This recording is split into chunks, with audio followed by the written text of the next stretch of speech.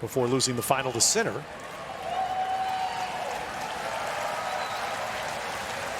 And what a moment. First U.S. Open for a kid from Manhattan, Aleksandar Kovacevic.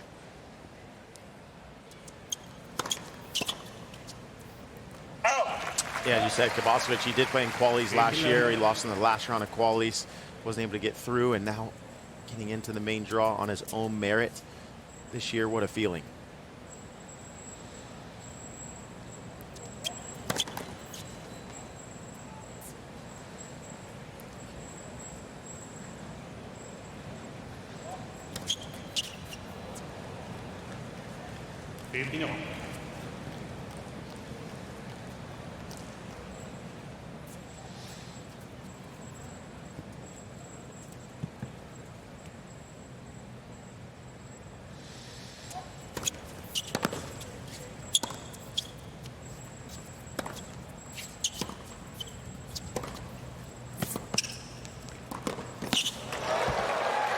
That's aggressive move from Kovacevic. I think he knows that throughout this match against Francis, he's got to play a little bit of first strike tennis, try to get Francis on the move, and look to come forward as he did there. Kovacevic, you know, once the draw came out, he was able to speak with Hugo Armando, and he said, "Hey, did you see the draw?" And Hugo said, "Yeah." I said, "Yeah, I play Francis." So Alex was excited to get back out here against Big Foe. Right there is the coach for Francis Tiafoe, David Witt, Jordi Arcanada in the white hat. One of his best friends and coach as well.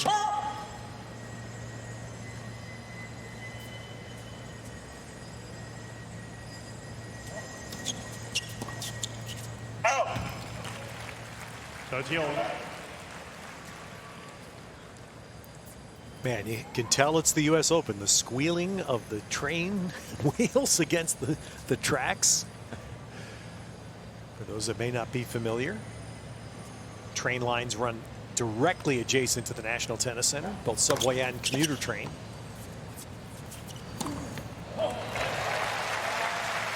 And not only that, I was watching Taylor Fritz earlier in the day, and just the planes going over this Louis Armstrong Stadium as well. It just, you know, you remember that as a little kid watching that on TV and hearing that noise, and that's the U.S. Open for you. I'll lift my eyes up and thank Mayor Dinkins. And David, I hope David Jr. is listening, a good man too, but Mayor Dinkins, great gift to tennis by rerouting air traffic during the U.S. Open when safe. Emphasis, when safe.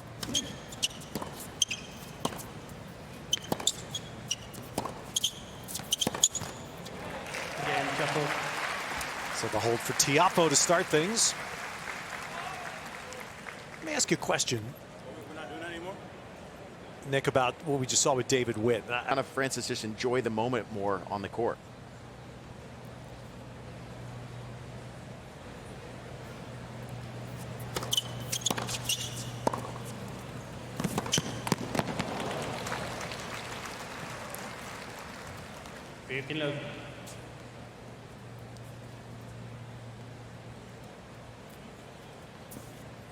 Right there, that's the coach, Hugo Armando, coach for Alex Kovacevic.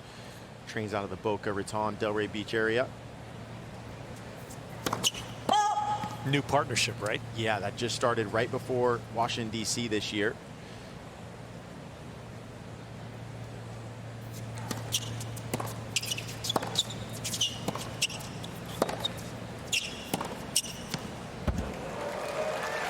How that came about with Hugo Armando is Kovacevic does a lot of practicing with Tommy Paul in the Bradenton, in the Delray Beach, Boca Raton area, and that's where Hugo is stationed as well. So we got to know Hugo really well, and so they've created a great bond.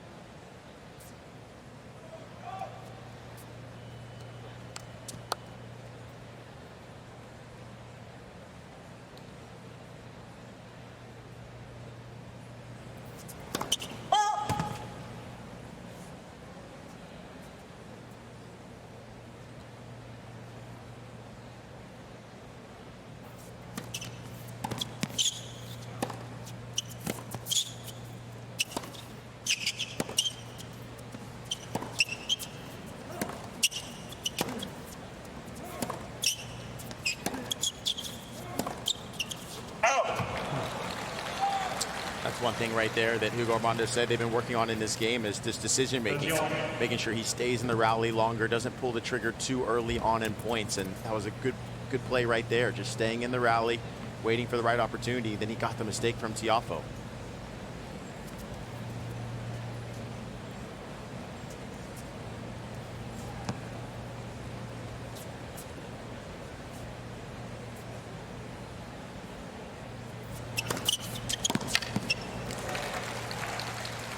That's it.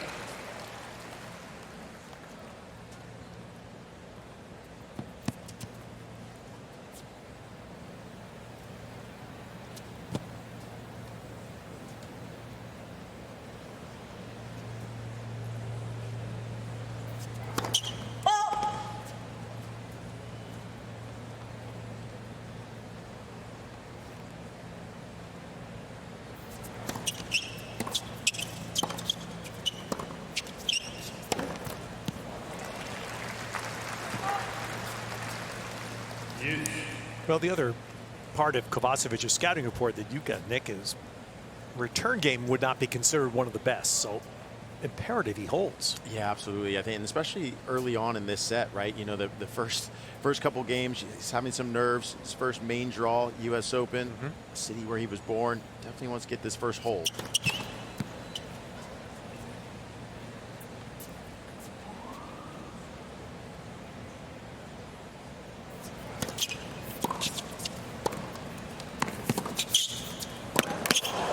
Oh, there's the Tiafoe. Well-known athletic ability on display. Yeah, he's just so quick around the baseline as Frances Tiafoe. And even when you put him on the move, he finds a way to get there pretty early. Great athleticism.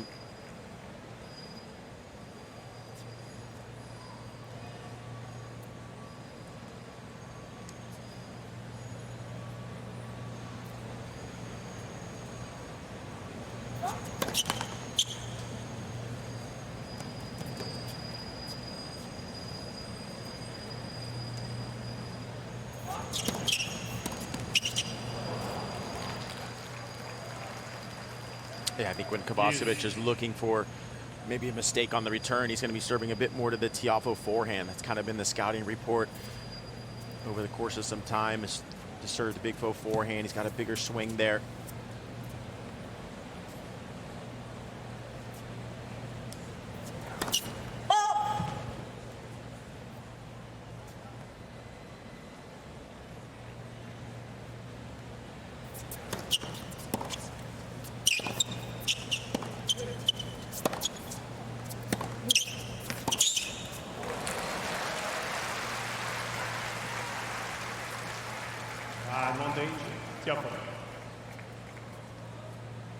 Francis still wears those shirts well, doesn't he? He is an athlete, that's for sure.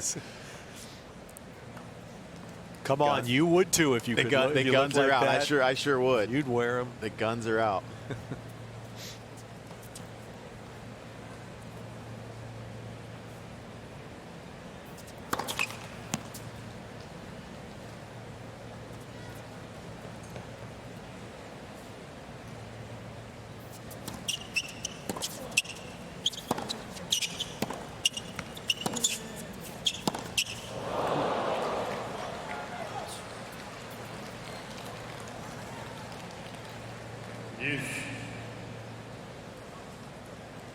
Humidity is, again, low for New York this time of year.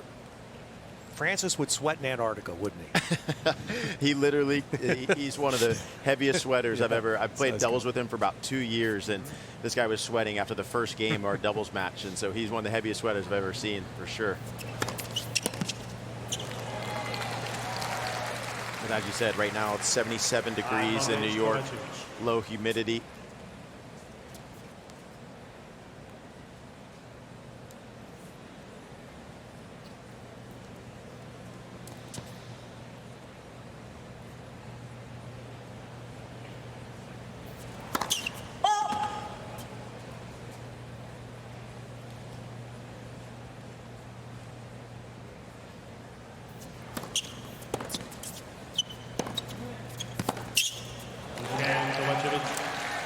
Oh, that's a nice hold.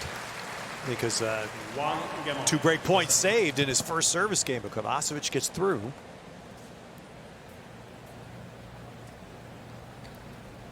Yeah, and I think we're going to see a lot of extended rallies in this match as well, because when I was speaking with Jordi Arconada earlier, he just said this court's playing really slow.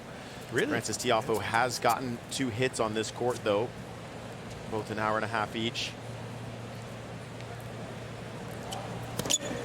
It's one of the great, to me, unsolved mysteries of this sport is how everyone determines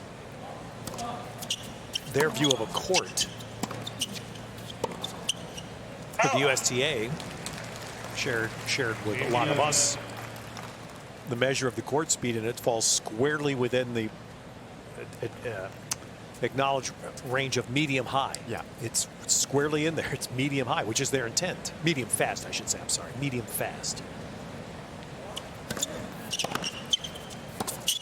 And what he Speed is in the eye of a beholder. Yeah, and what he was comparing it to was Cincinnati, because of the course, courts are just so fast there. So when you go from a fast court to even anything slower, it's going to feel a lot slower, right? And so France has gotten 2 practices on this court with Nicholas Jerry and Jerry Lehechka over the last few days, so he's feeling comfortable on this court. And that was exactly the point. The USTA understood what was being said in Cincinnati. They wanted to be sure it wasn't that way here. Yeah.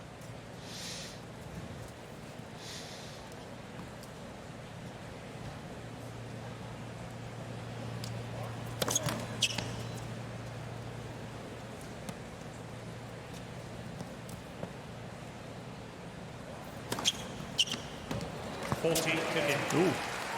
Second serve ace.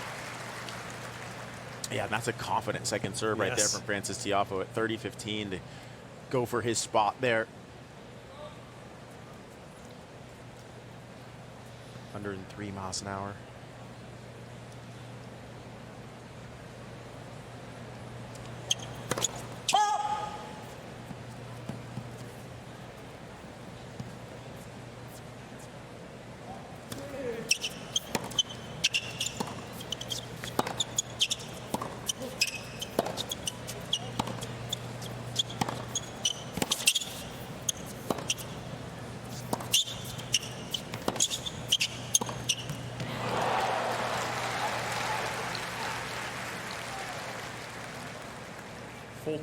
That's it.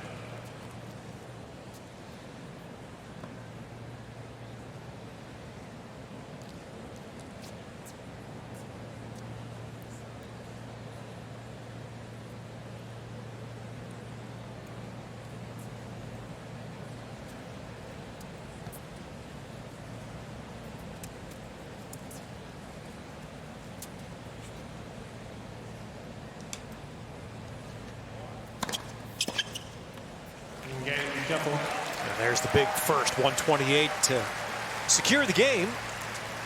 So first 3 games underway here on Armstrong on serve. How are we doing up? Game developed all around New York, and you talk about someone who played the long game. He went to high school, wasn't in New York City at first, wasn't really a big part of their high school tennis team. Worked his way up to become a scholarship student, instead at the John McEnroe Tennis Academy with Rick Macy in Florida.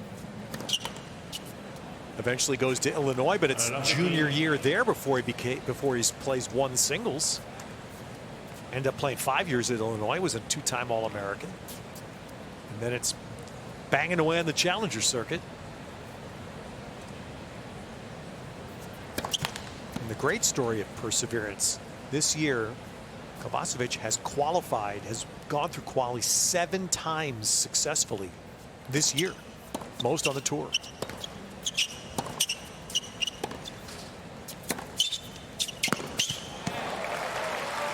Yeah, Kovacevic, he's just such a hard worker. And you mentioned playing college tennis at the University of Illinois. He also, that's where he got a finance degree. Yeah. So he graduated, made sure he got his degree. And, you know, it's always really nice to finish up, and if tennis doesn't work, you always have something to fall back on. But Kovacevic is definitely one of the hardest workers on the tour.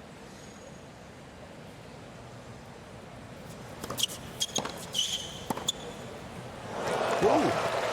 That's a shot-making ability that he has right there. 15-13. It reminds me a lot of Lorenzo Musetti as far as the one-hand backhand and shot-making ability, staying on the baseline, taking it early.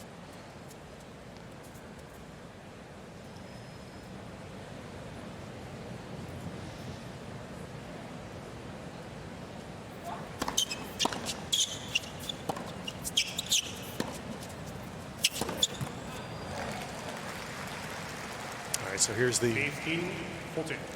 point we talked about. Kovacevic is not serving well yet. He held serve in that first service game despite putting just 3 of 12 in play. And in danger here with Tiafoe having his third and potentially fourth chances to break.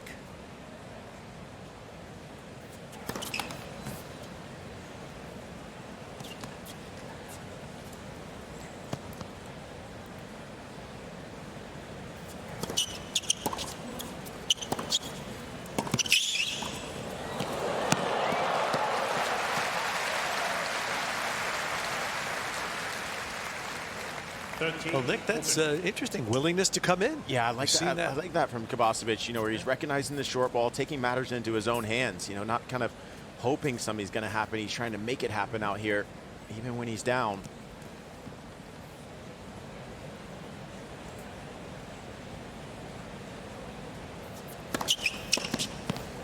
Oh, boy.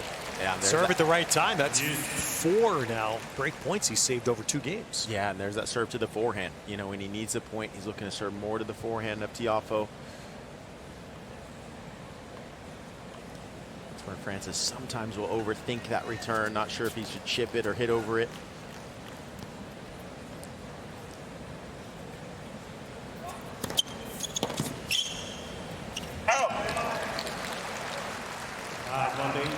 Kovacevic.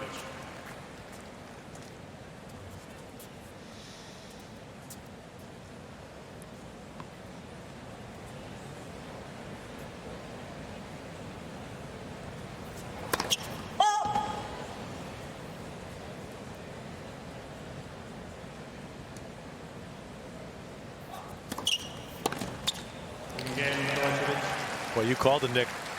Yeah. From 2 break points down, every serve went to Tiafoe's forehand. 2 games all. Yeah, and that's where I think, you know, if you're Francis Tiafoe, you know that that's going to happen. So if you just move over and take that away. Don't forget, download the US Open app, usopen.org, to follow your favorite players, track scores and stats. You'll see match highlights, get player news, and new this year, watch live 3D views of all singles matches. All right, I'm doing that right now. Downloading from the Apple App Store or Google Play Store. 3D. Wow, that's cool.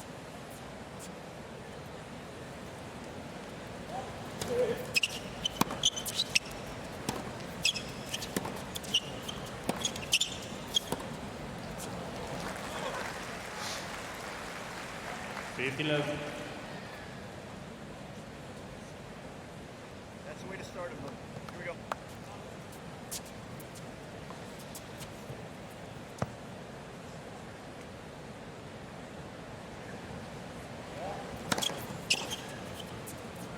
Out.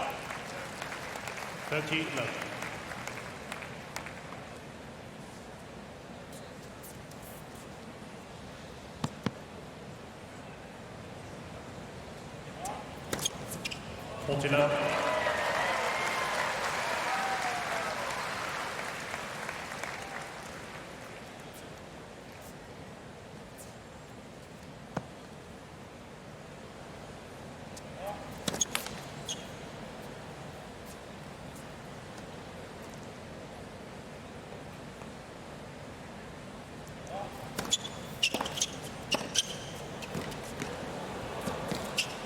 Well, Kovacevic tried there to jump on that second. But Tiafoe had the answer, so Tiafoe's had fairly easy holds. Kovacevic has earned his. Yeah, that was a solid game there from Francis Tiafoe. A lot of first serves there, except for that last point, but just he's on top of his game right now, the big foe.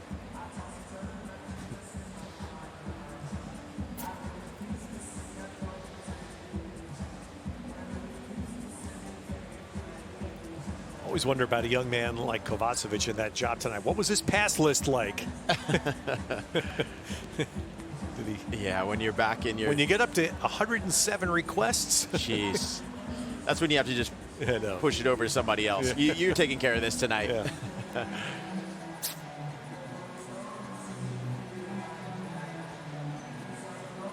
think that's also where it helps to have a coach in Hugo Armando, former top 100 player who's been there and understands what these players are going through and how to settle down into matches.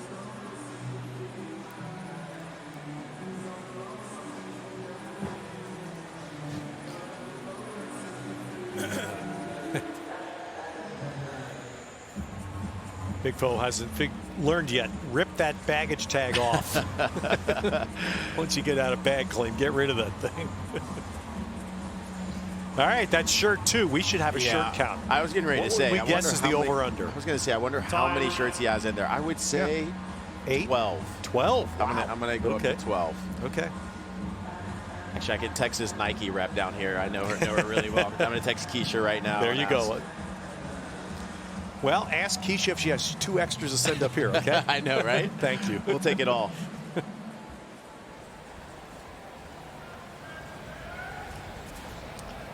Well, the test for Aleksandar Kovacevic is going to be, can he, again, keep holding his serve? We talked about that. It's pretty known the return game is not his strength, so he must hold, and he has done it twice, but he's had to work on both. Saved 4 break points.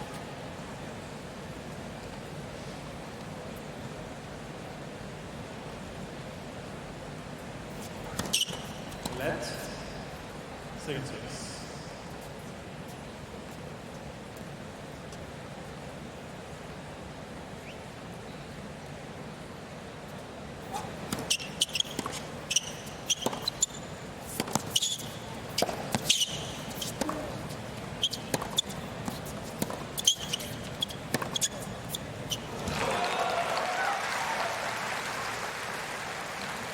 Yeah, that was a better point there from Kovacevic, waiting for the ball. That was a little bit slower in pace so that he could step on the gas.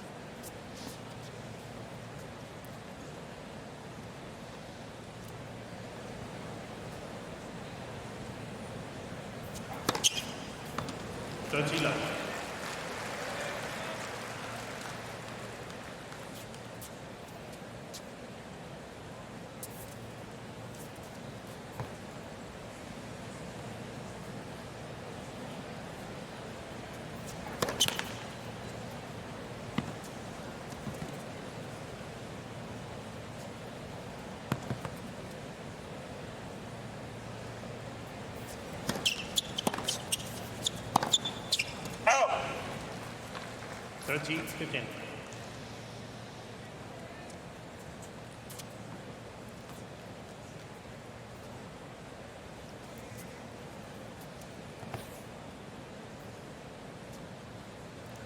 don't know how long you can survive at 35%. 14-15.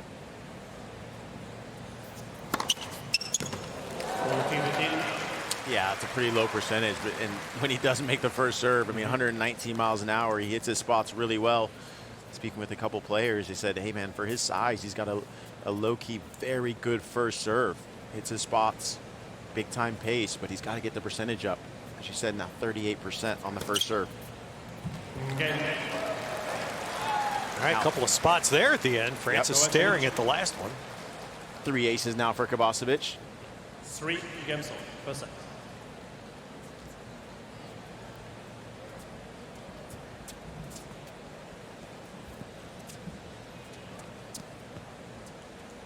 How many times did you play on this court? Donald Young and I played on this court once, and and just, yeah, the energy of this court, feeling the fans kind of right on top of you was really cool.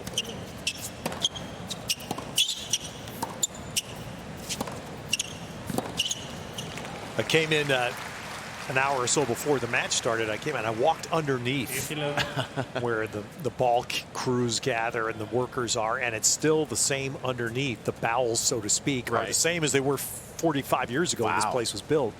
And it was just bringing back memories. Yeah. And the court, of course, is the same. Yeah. Redone the stadium around the court. And from, what, 78 1978 until Ash opened in 97. This was the stadium. This was it. The championship matches were here. And probably the most memorable U.S. Open was Jimmy Connor's run in 1991, where the matches all took place here.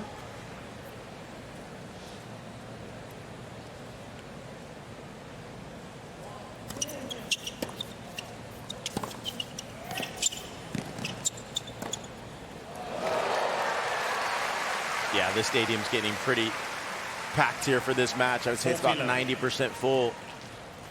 Seeing the shot making of these two players.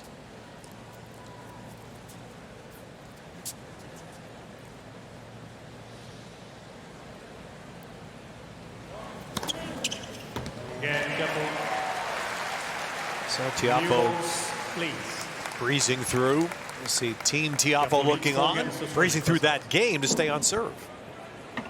In cars, I mean, it was just a Were you commentating a match at that time? Yes. Oh, wow. Yeah.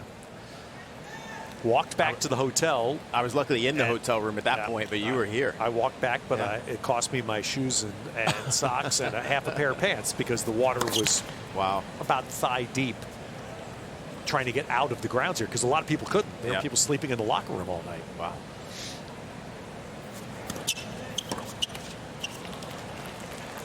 How long did it take you to get back? The walk, it was probably an hour.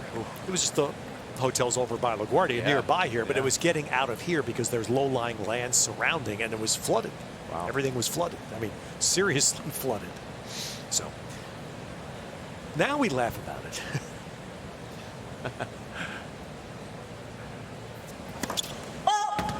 Luckily, I think this week looks like the rain should be holding off, staying away from us.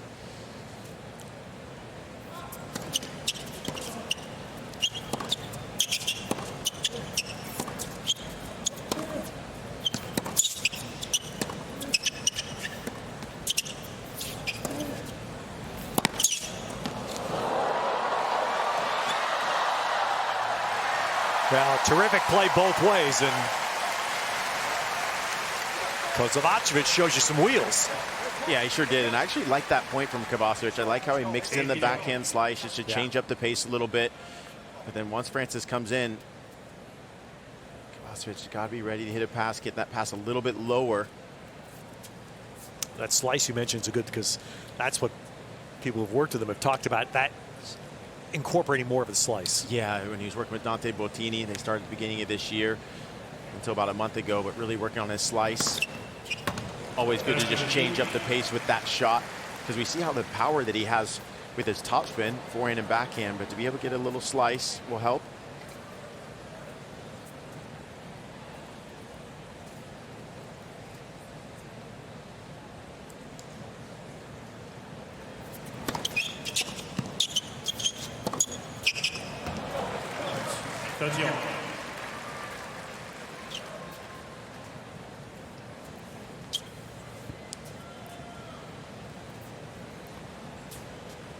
See the speed there of just 112. He's starting to put a few more first serves in.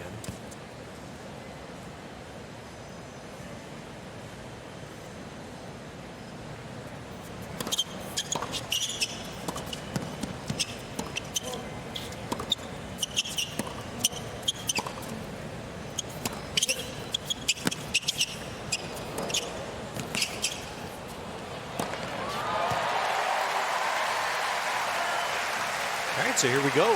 Fourth service game for Kovacevic, third in which he's faced a break point. Yeah, and this is when Francis is playing his best tennis, when he's looking to come forward, not allowing shorter balls like this to just stay at the baseline. He's looking to get in. He's 7 of 7 net points won now as Francis, using that great athleticism and making Kovacevic have to try to find a pass.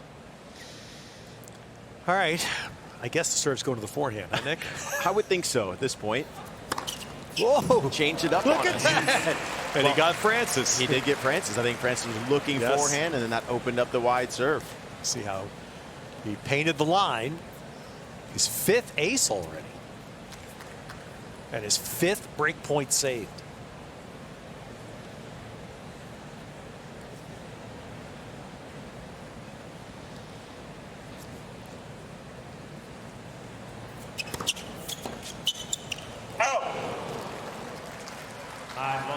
Kovacevic.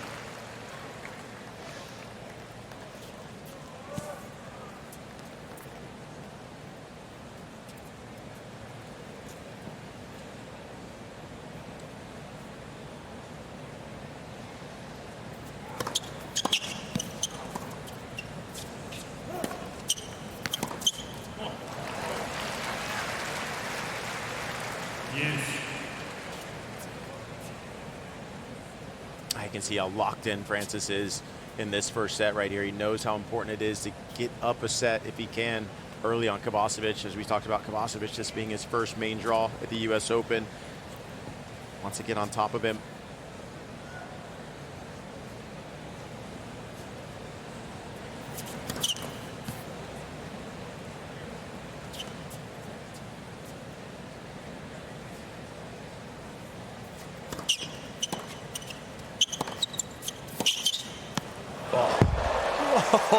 A gem from Tiafoe. Wow. There's a great cross court from Kovacevic, a lot of pace on it. But this is also when Francis is playing his best, when he's looking to use his backhand down the line to then set up his forehand. But when you hit a winner like that, that's too good.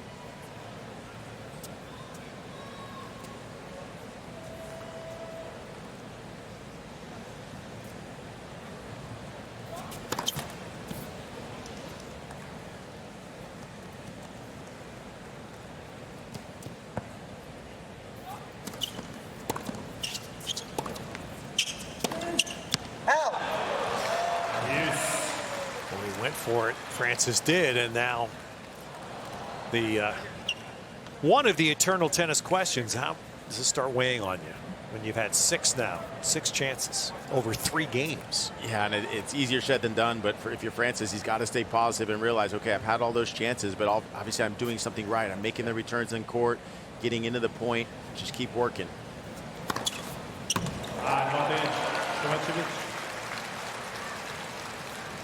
You keep knocking on the door, you're going to get those break chances and knock it down. But that was a big ace there, 127 miles an hour. It's his best bolt of the first set. Yep.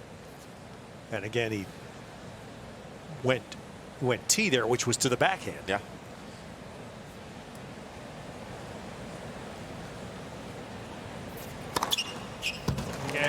Wow, aces back to back going against the pattern. 4 games on. First set. Stay patient. Use your slice to defend on the backhand sometimes. Don't hit it over on the fence. Come on. Trust yourself. Now look at David Witt, who's fairly new now on Francis Tiafoe's team. And David's usually a pretty stoic guy. You don't see him show much emotion. Francis Tiafoe has had pretty easy time holding a serve so far, Nick, but Aleksandar Kovacevic has saved 6 break points in 3 different service games.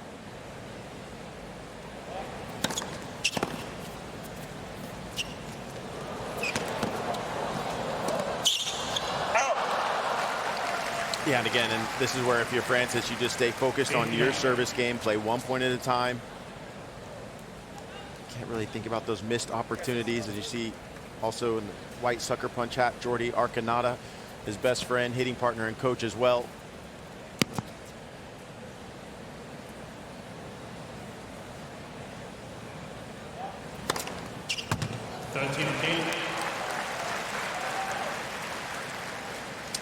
Kovacevic has joined the legion of Medvedev's returning serve. You know, well, now he's a little closer here. He was almost in Connecticut on the other side.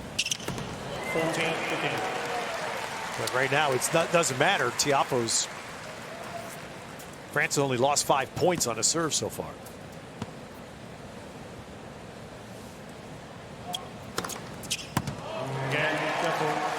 And so he has the, again, straightforward hold.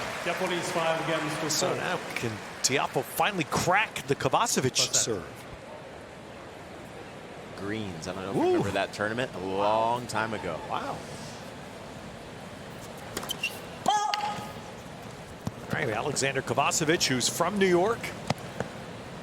Early tennis life all developed in and around New York City. including a stint at the John McEnroe Tennis Academy, and eventually ended up playing college tennis at Illinois, then banged his way up the challenger ranks, and impressive this year because he's been able to crack the top 100, make the main draw of the Open straight in for the first time. And he has gone through qualifying successfully 7 times this year to make main draws, including a couple of majors. Yeah, and that's a lot of matches. That's a lot of winning, and that helps in situations like this because you feel like you've earned your spot.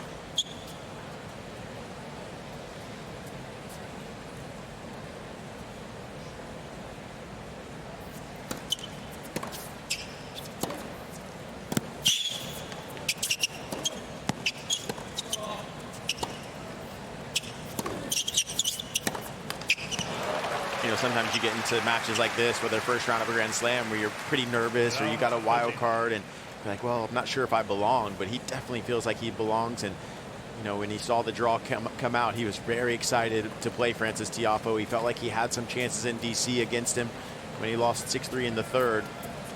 And now they're in a tussle here. Yeah, and this has been the entire story of set 1 is Kovacevic trying to hang on to his serve.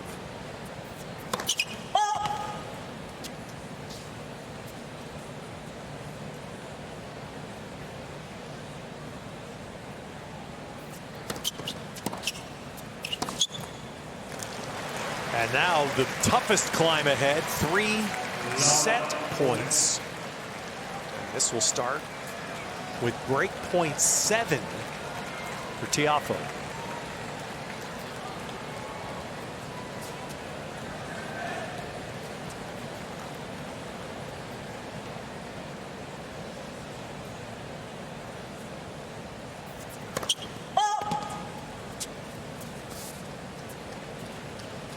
Second serve to forehand. What do you think? That's what's been working. Nope.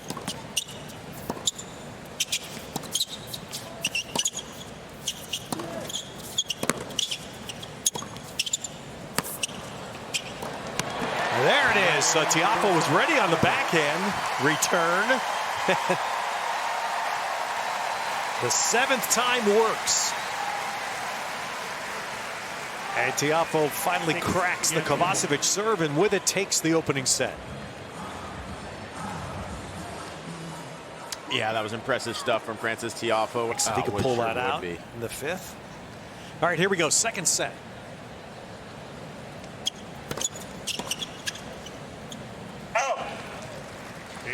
I did get that stat about how many shirts Frances has in his bag from his Okay. Nike agent Keisha, and she said all 20 shirts. So she gave him 20 shirts to take on court. That's how many he has in his bag right now. Well, he's on 3 in 45 minutes. So Hopefully it'll be enough. yeah. So 20's probably pushing it if he has to go 5. Yeah. Do we reuse sweaty shirts? Unless they have a quick wash underneath.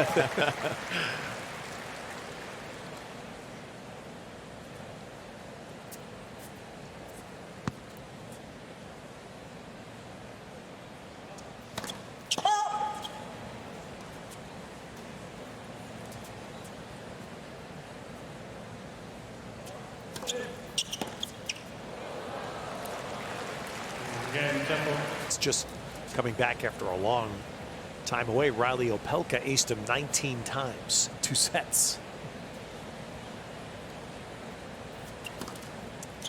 Yeah, that'd be nice to have Riley Opelka serve. I mean, that thing is coming from so up high. Yeah. Just, he hits all the spots, as Riley.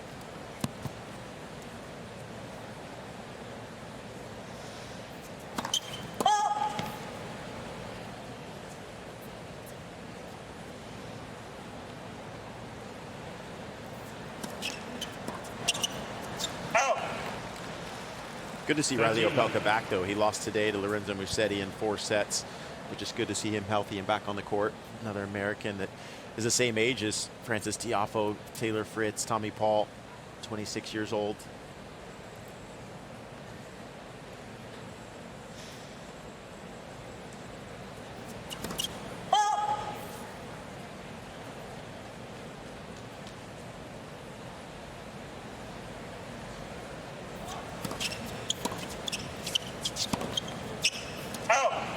mentioned Riley Opelka, and Riley, Alex Kovacevic, and Tommy Paul all train with the same fitness trainer, Franco Herrero. And Franco Herrero is sitting on the sideline right next to Hugo Armando, the coach of Kovacevic. So out of that Boca Raton, Delray Beach area, all three work together.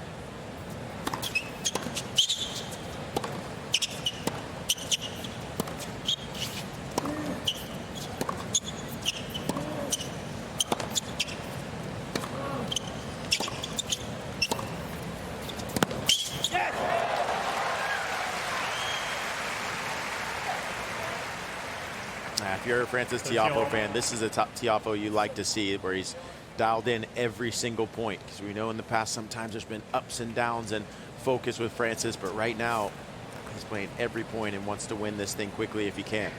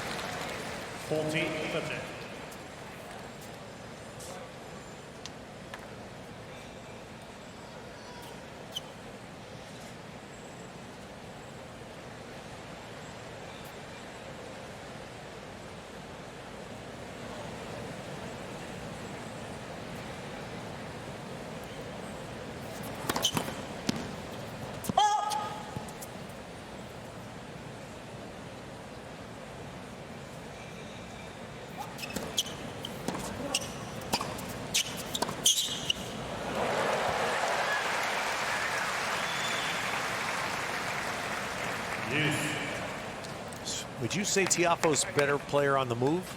Yeah, than he is stationary? I would think so, yeah. When he's on the move, he does a very good job of cutting the angle off as well to the ball, and especially off his backhand wing. Off his backhand wing, he's got a great open stance, gets around the ball.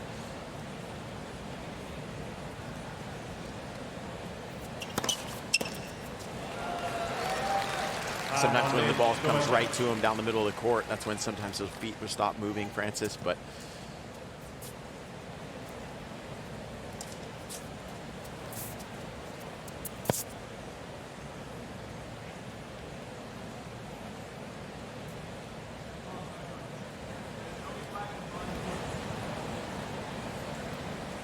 no flash, please, behind the players. Thank you.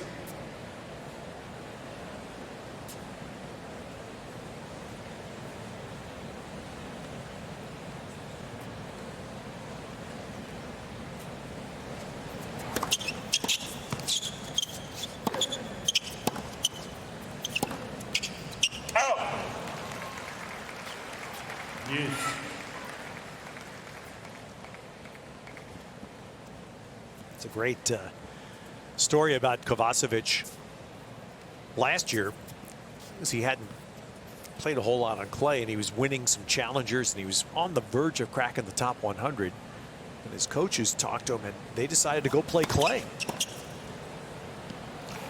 They said, if you really want to make it, you don't just want to be a hanger-on. You can hang inside and make a living, but if you want to go, go. And he went over and he lost 8 straight matches.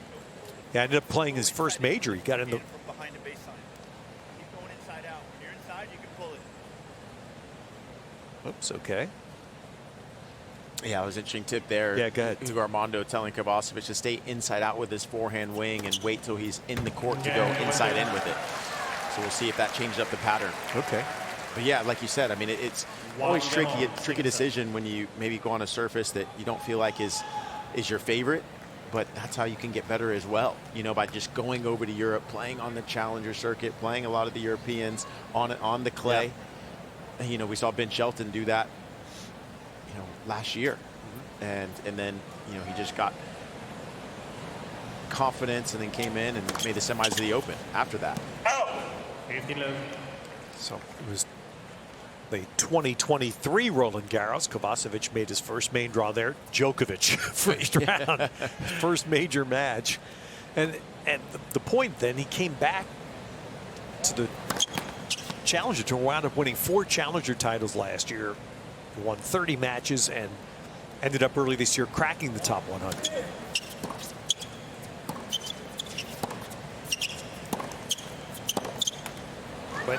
You know, you did it as a player. I mean, you can get caught in that. I'm just going to chase points and protect my ranking, as opposed to playing a long game. And that story reflected their mindset last year of they're going to play the long game. Yeah.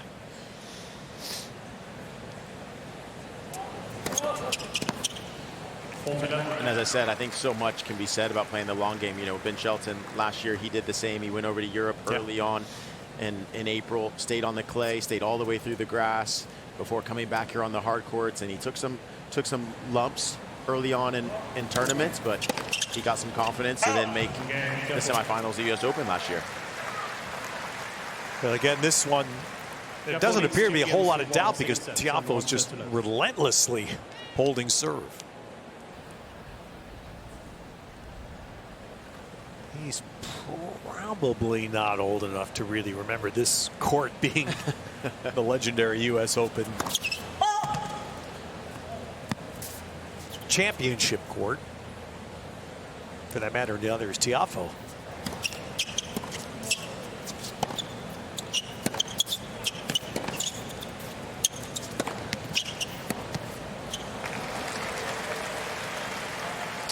Kovacevic is 1-7 against top 20 players, and the one lone win was against Cam Norrie and Los Cabos last year.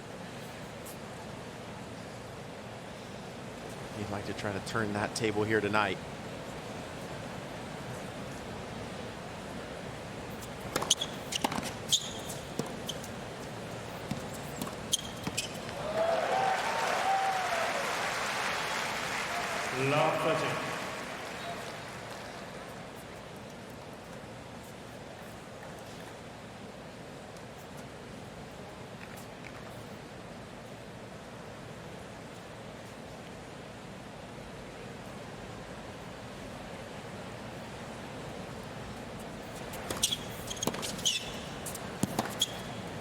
The nice, you know, you try to look at stories like Kovacevic and say the good side. He's going to be 26 on Thursday, and tonight makes it. This is the first year that he has played main draw of all 4 majors. Qualied in Australia, but then straight in the other 3, and that's the progress.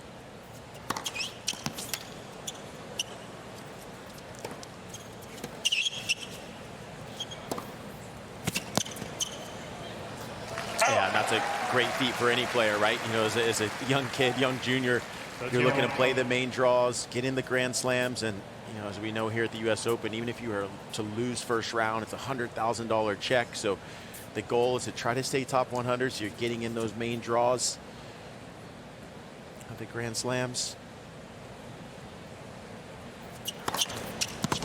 And that's great credit to what's happened in tennis in the USTA here to get that first round. Just make the main draw, 100,000.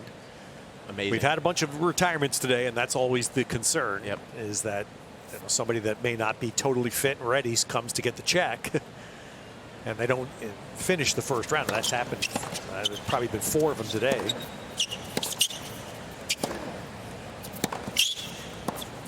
But the point being that that's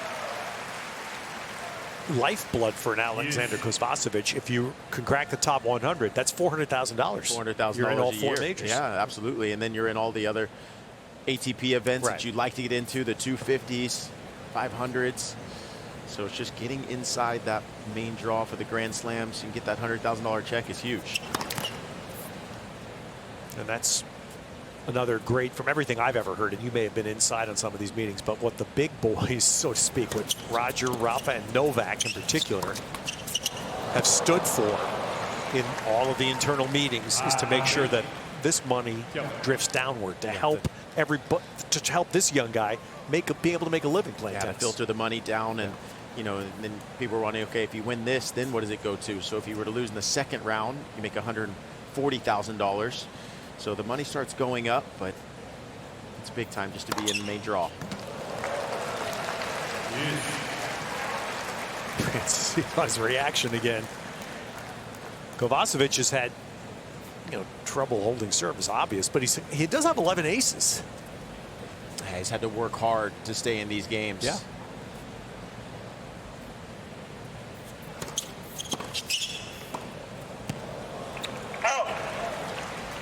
And it's been a seemingly unending series of break points that he's faced. This will be the 9th in the match. I think Kovacevic wanted to try to see if that ball was out or not, but it was a bit too late.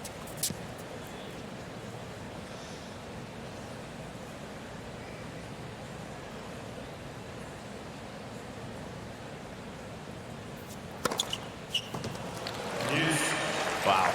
And so tell me, you're sitting there. Is this just dart throwing by Kovacevic? 12 aces? Is it just spots? Yeah, you know what? Look, he can hit his spot really well. It's hard to read his toss as well as far as where he's going to serve. That's why Francis doesn't have a great beat on it. Another one there. That's 3 in this game. Impressive.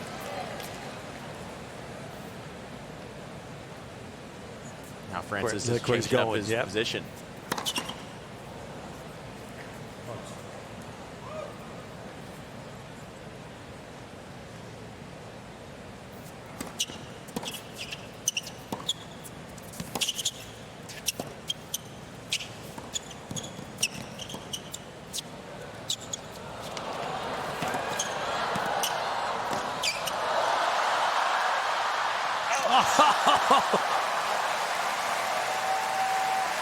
Well, Tiafoe didn't put that ball away, and Kovacevic made him pay. Yeah, that right there, Francis Tiafoe had the high overhead to just knock away and didn't put it away. And Kovacevic is such a great athlete, got up to it quickly.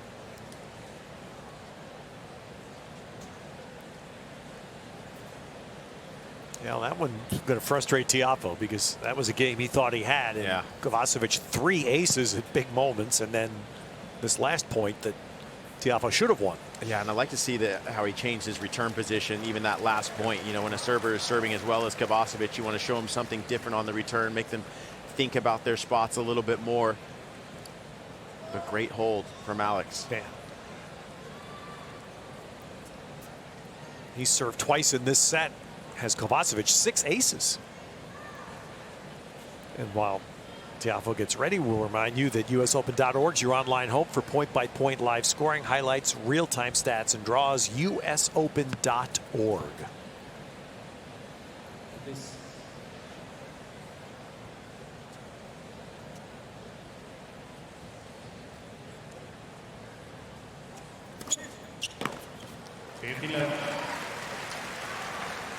Yeah, for Kovacevic, he's doing the same. He's trying to change his return position around a little bit. He hasn't made too many returns back in the court, so he's trying to see what's going to work out here.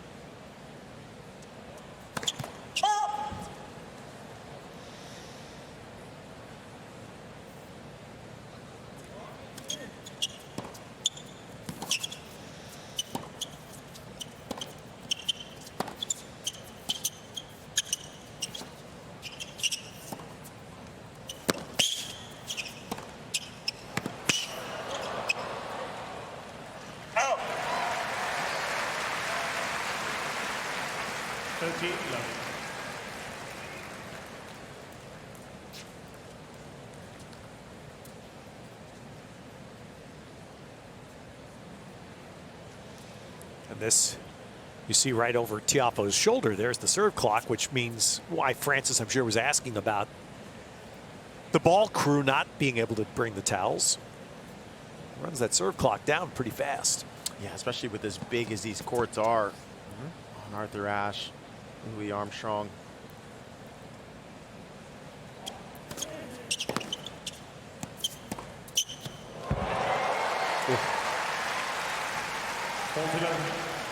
That's something as well that the coaches kind of have to relay to the players maybe before they come out, just so they're not surprised. You know, right. Tiafoe and Kovacevic were both surprised the first few games that they were going to have to get their own towel.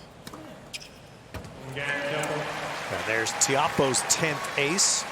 Well, it's been one-sided in the fact Tiafoe's lost 5 points total on his serve. Kovacevic has faced 9 break points. At the start of a set's absurd. There's zero reason for that to continue. Yeah. Paying customers, especially Yeah. the numbers on the tickets at these majors.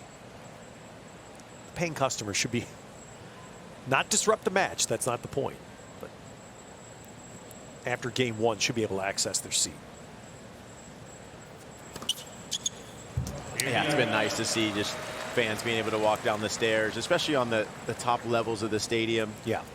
And get to their seat, enjoy the tennis. And that's what we should make sure we emphasize that after this point.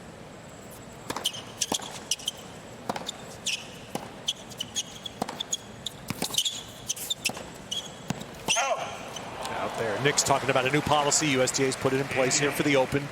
Fan movement is being allowed in parts of the stadiums that don't impact the players. You're not going to see it down in the seats by the court. Yeah, it's just going to be up on the top levels, and you know, definitely the players don't see what's going on up there anyway, so that should have been in place a long time ago, but glad it's happening now.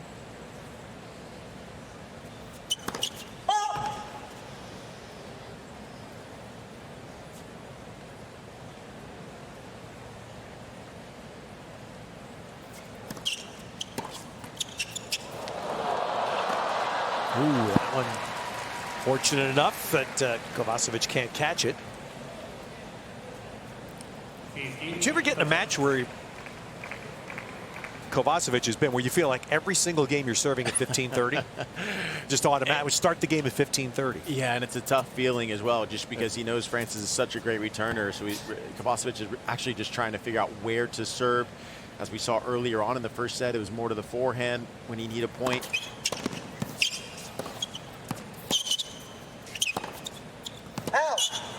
And it just starts to feel suffocating after a while, because Francis is putting so many returns back in the court. But not only that, the depth has been great from Francis off the return. So Kovacevic hasn't felt like he's been able to play first strike tennis. He's been on the defensive. And now he's on the defensive once again, facing 2 break points.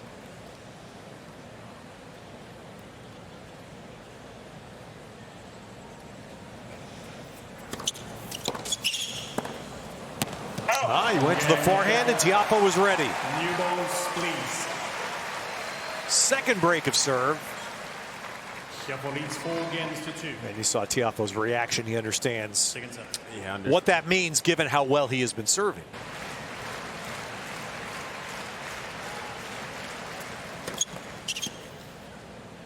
First service.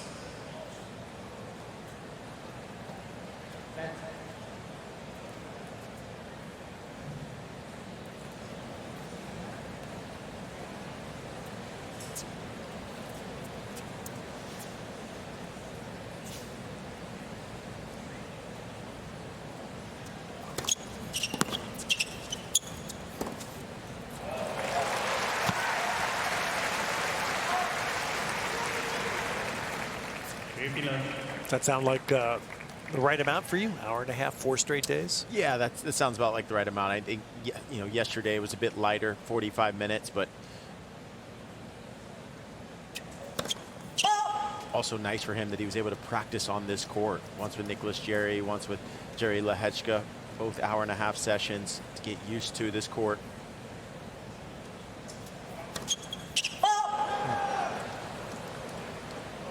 He also did practice on Arthur Ashe twice as well. He knows that he'll be playing on pretty much those 2 stadiums throughout the tournament if he keeps winning.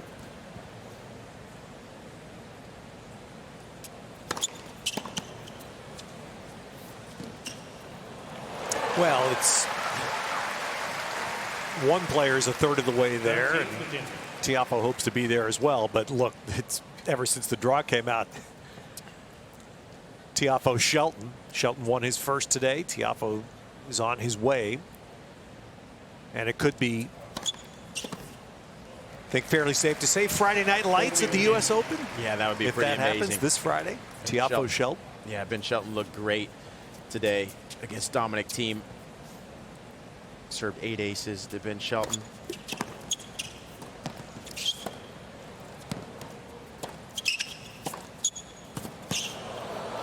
Oh, nice job by Kovacevic. I'm assuming if that does take place Friday, it will not be on Stadium 17. One wouldn't think. Yeah, Shelton hit 34 winners as well in the match today. It's not often, and it's a great sign for tennis. You get potential highlight matches in week 1 of a major. Of course, Serena 2 years ago, that was the whole story, week 1. it adds such extra life to a 2-week major when you can get first week action like that. Yep.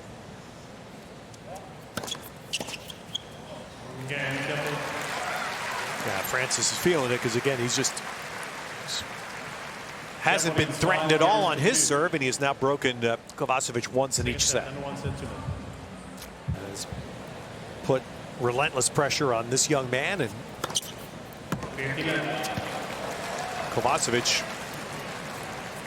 you could look at it probably 2 ways. You can say, man, he's really just hasn't been able to control the game in his serve at all. But on the other hand, he has survived.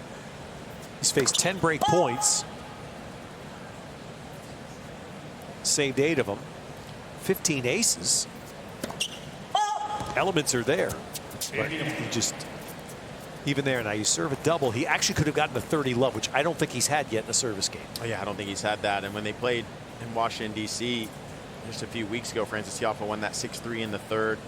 Kovacevic had 14 aces in that match, and he already has 15 now 16. So when he's hitting his spots, it's going through the court quickly, but he's been having to survive here.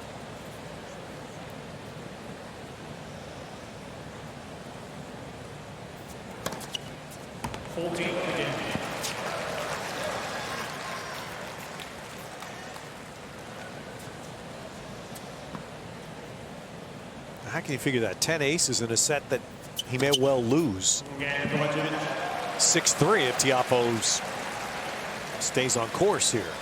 Yeah, and it was more so just Francis Tiafoe being so locked in on his return games early on in the set and making Kovacevic feel pressure. But now Francis has got to try to serve it out here.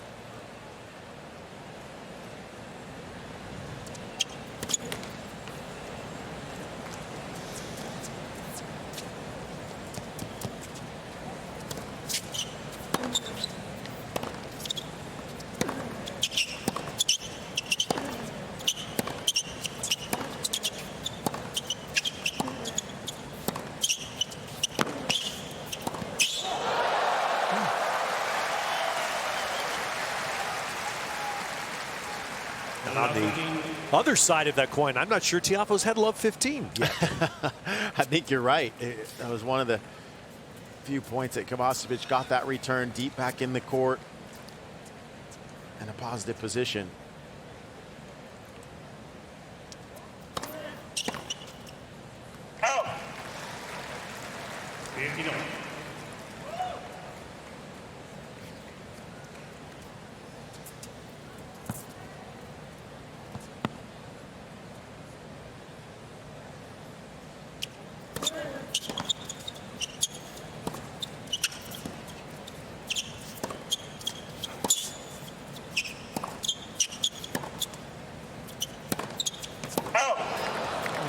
That was actually what I was just getting ready to say before that point. I think Kovacevic could take a page out of the Stan Wawrinka book. When you get a serve to your forehand, just chip it back in play. We've seen Kovacevic try to come over it with topspin. He's missed so many returns long, and that time he just chipped it back in play, kept it low, got the point started, and put pressure on your opponent.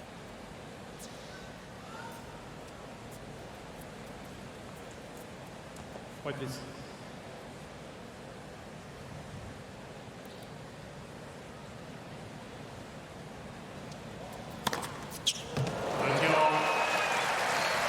So Tiafoe's turn to use his eraser, his 11th ace.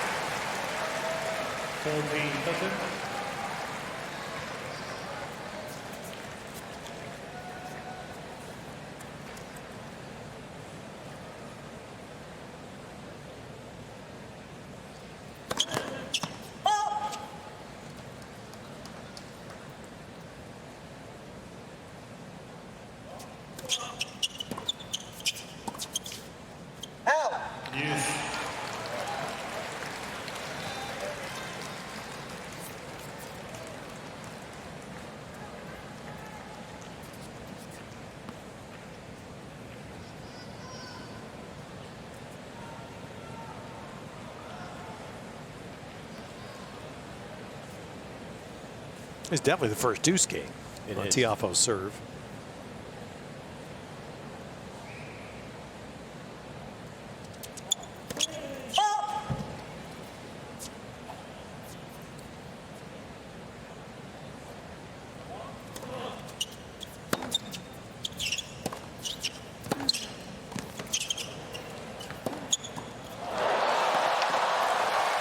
Tiafoe has been sturdy at net in this match. Again, it gets lost because he's hasn't been threatened, but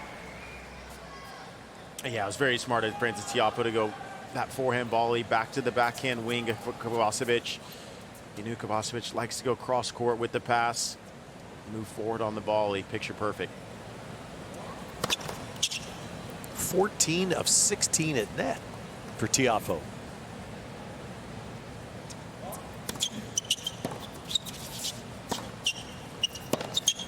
And there's a 2-set lead. So Tiafoe hoping to build on the confidence and the momentum off his run in Cincinnati. And 2/3 of the way in his first round tonight.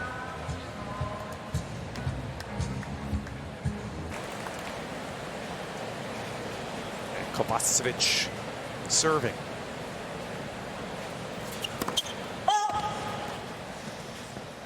Talk about that at Roland Garros this year when they finally had the roof finished on Court Longland. Who among us, when you were playing and I was a younger, much younger guy doing this, who could have imagined we'd see the day when all 4 of the majors in this sport have at least 2 covered courts? That's perfect. 2. Aussie has 3. Everybody else has 2.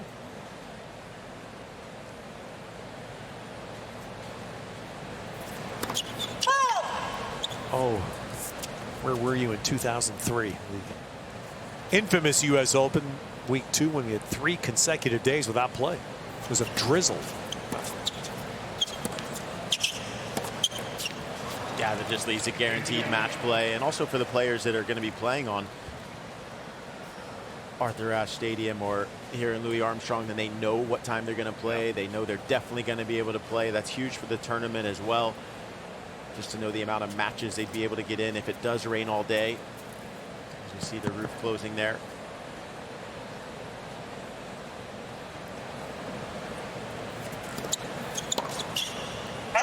It's also a compliment to technology and engineering acumen in the United States that years and years being here, I would be asking these questions of the USTA people that were in charge, and they would say, you know, structurally, for example, you really couldn't put a roof over Ashe because the supports would threaten the railroad tracks that I mentioned earlier that run by. And that was not possible to happen. Well, then eventually technology happened so that you didn't have to worry about threatening the train tracks. You know, and it was huge actually this year at Wimbledon with the amount of rain that was at Wimbledon this year, and you know, especially for a player like Carlos Alcaraz, he was able to kind of stay on schedule. Some other players had to play back-to-back days later on in the tournament, but he was able to stay on schedule, which ended up helping him as far as recovery is concerned to be able to win that title.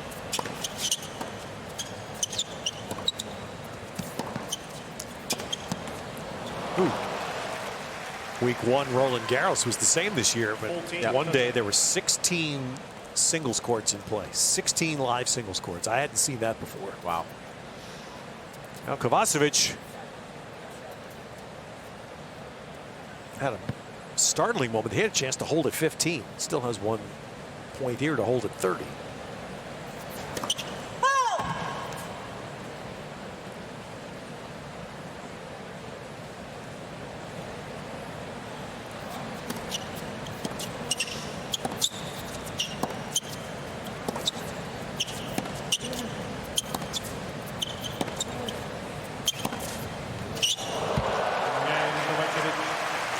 Well, there's the question I was going to ask you. It was perfect setup. Thank you, Kovacevic. Because there he is. I mean, you see a one-handed backhand. We know how rare it is. Is there any chance you would teach a youngster today a one-hander? But would I teach it? I think I'll go with the two-hand backhand because that was more my style. Yeah, I know. You know? It's just Use that left hand on that backhand.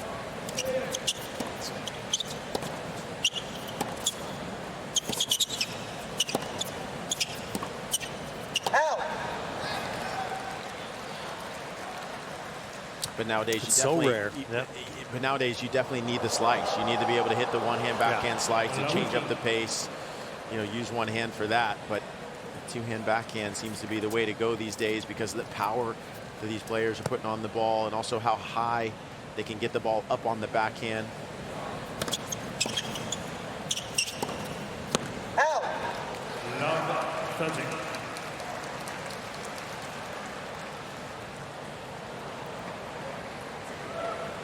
Well, here's the sign of life. They're hoping, man, if Kovacevic could just break through once on Tiafoe's serve. Just once. Could that be a start for him?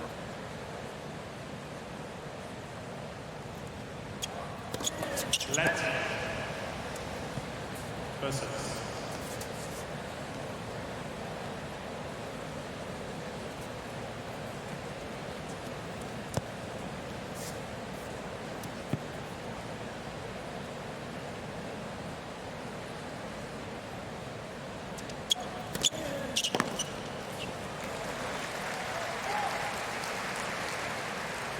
button.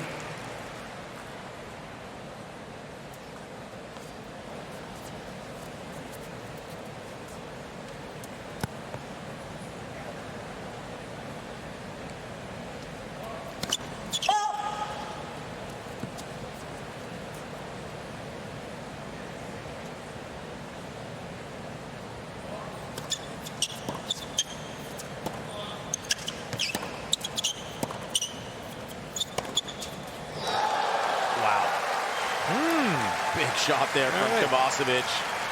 Recognizing the short ball, getting his feet there. This is the first break point that Frances Tiafoe has had to face.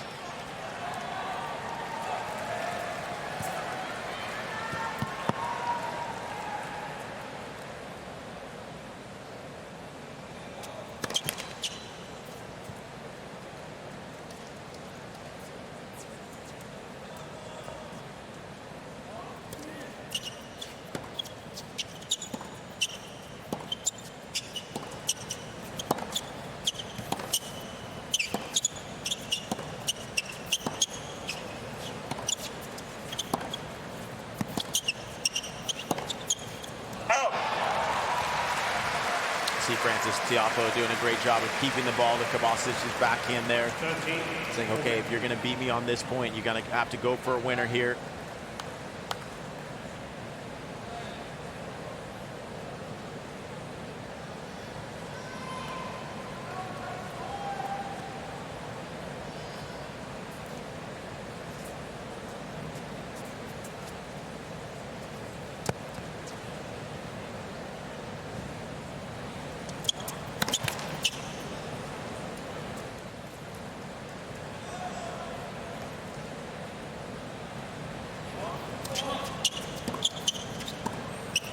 Oh, Kovacevic got that ball right back at Tiafoe's shoelaces. And there he is. So that's what, there's Coach Hugo hoping. That could inject some much needed life.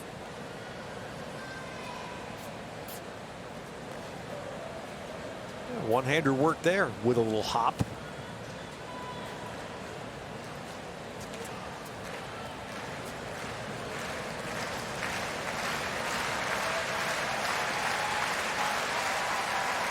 I didn't see that one coming. Did you, Nick? No, I didn't, but great job by Kovacevic. Just made a few more returns back in the court. But also for Frances, his first serve percentage dropped in that game, right? There were too many second serves on those key moments. Tiafoe put just 2 of 6 firsts in play.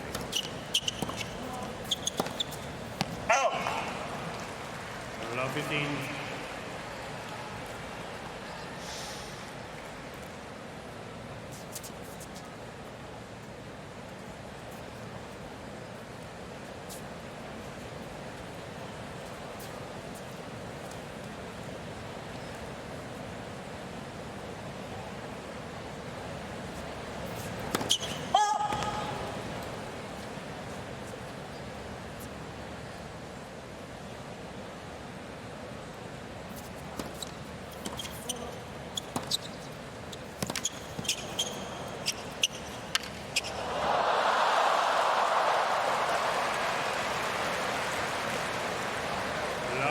13. And that's where you just feel the speed of Frances Tiafoe. When you do go for the drop shot, you know how quick he is. You try to make the drop shot maybe a little bit too good, but I like the play as he was inside the baseline there.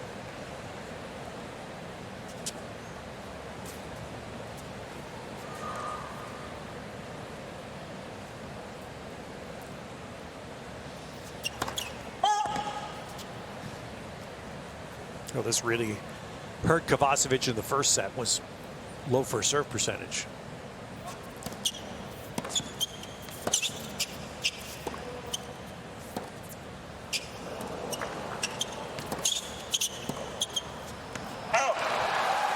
He's fighting the same thing here. Survived that point. 15-13. And the thing we talked about, Nick, you brought it up, and you're seeing it even in that point. Is he's trying to.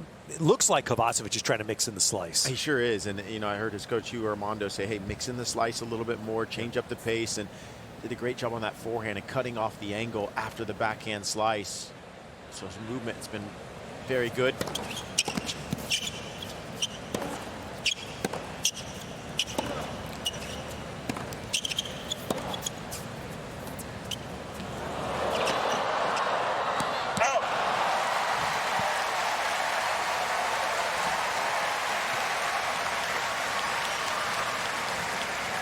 Just a couple years ago when Frances Tiafoe was up to 10 in the world, he was using this short backhand slice cross court quite often to bring his opponents in. And then they know when they make that shot, Frances is such a good passer off of both wings. So that approach shot has to be really good. And that time Kovacevic couldn't find it.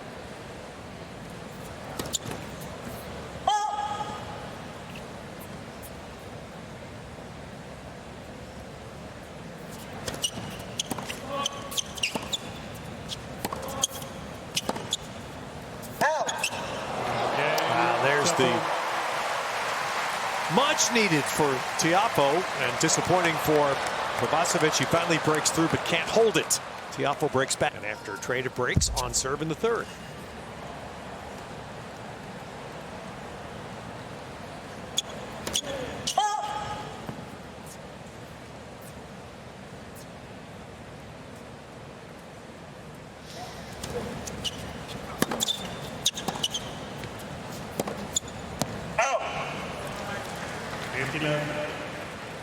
Yeah, you're mentioning mixed doubles, and Alex Kovacevic will be in the mixed doubles draw as well. He got a wild card with Tyra Grant, one of the young up-and-comers from the States. She's won the doubles at Australian, French, and Wimbledon juniors. Very good player.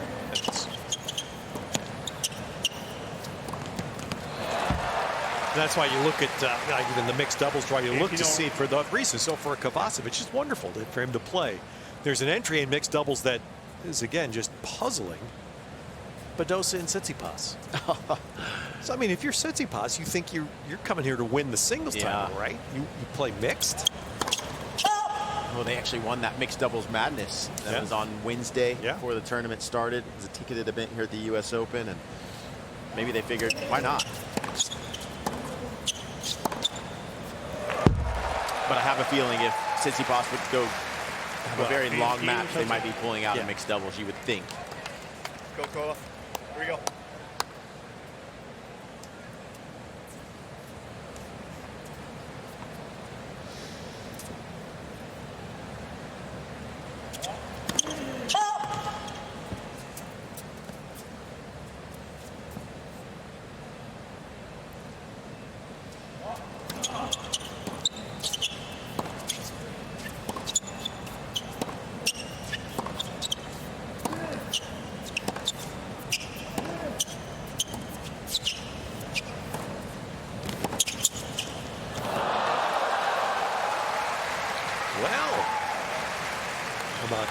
Just when it looked like Tiafoe went right in the ship. Yeah, now he's got the mumbles again. Yeah, and Francis is telling himself, I got to make a first serve here. It's getting in his head a little bit that he's having hit too many second serves. Jordi Arconada telling him to keep his rhythm.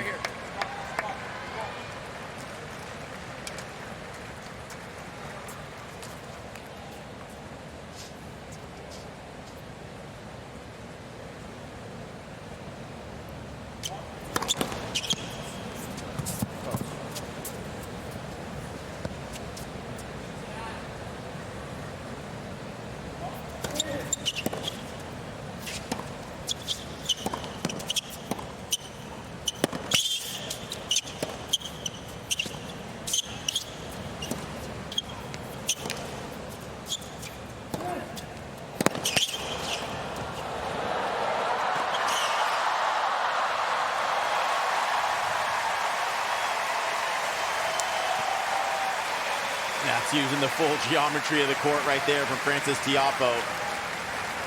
Absolutely keeping Kovacevic on a string here. Running him to the forehand wing. Now the drop volley. Great speed from Kovacevic, but just too much variety from Tiafoe.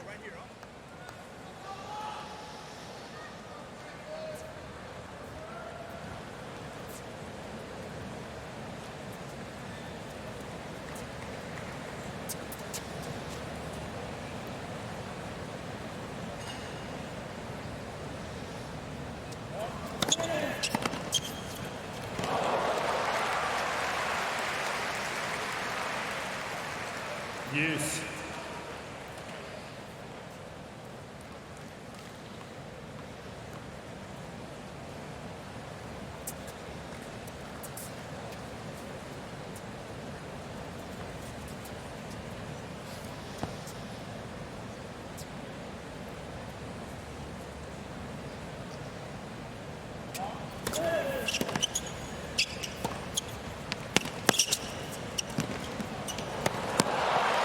Just so nicely done.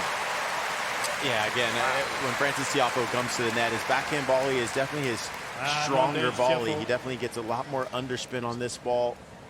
Carves under it well. Only lost 3 points when he's come to net, 16 and 19. So I'm giving you the credit for that. You're 2 years together in doubles, right? Yeah, we played quite a bit together, but he's always had the hands. Just keeping the feet moving up there.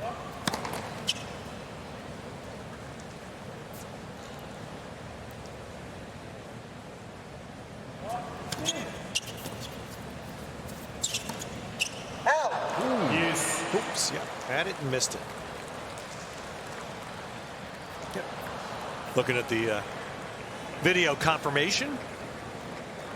New boards this year. That's the one addition in Armstrong. That's very nice. Is behind the two players. Those are video boards for the first time, and then sort of Francis looked and saw his replay.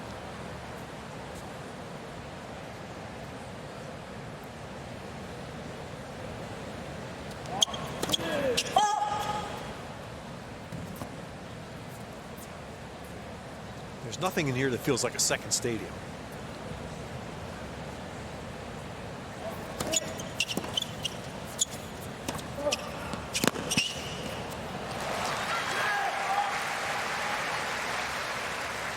Yeah, the video boards are so cool. These players get to see a kind of slow motion replay of some of their points as well right after.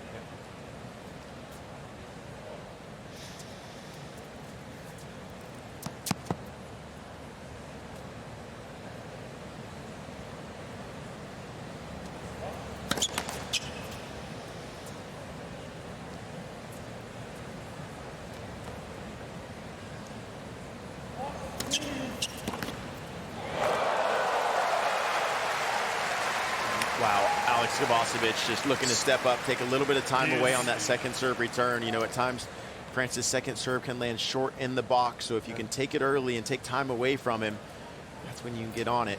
It's one little difference so far in this third set. Kovacevic is taking better advantage of the second serves. So let's see one here.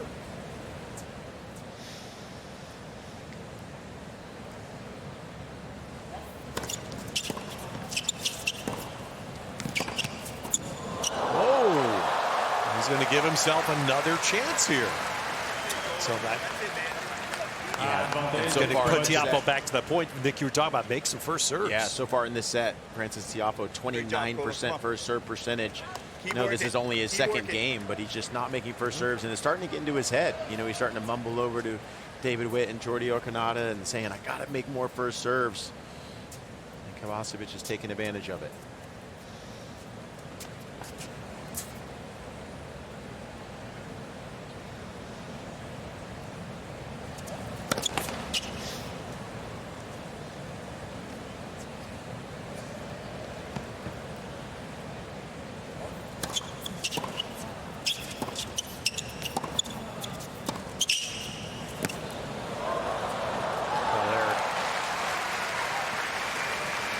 Another game, or another point rather, without a first serve, but Tiafoe survives.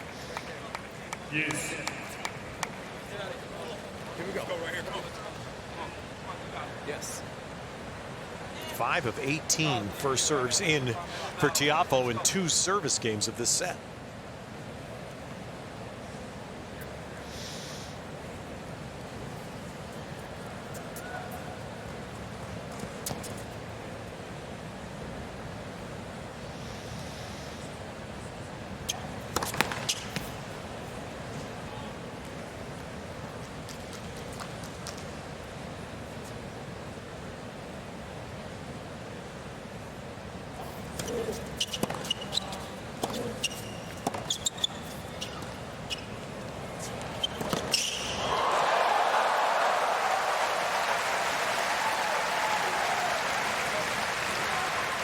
Kovacevic is starting to read some of those short slices and drop shots coming off the Tiafoe racket. He was up there quick. Typically, Francis likes to go with that short slice cross court, not normally down the line.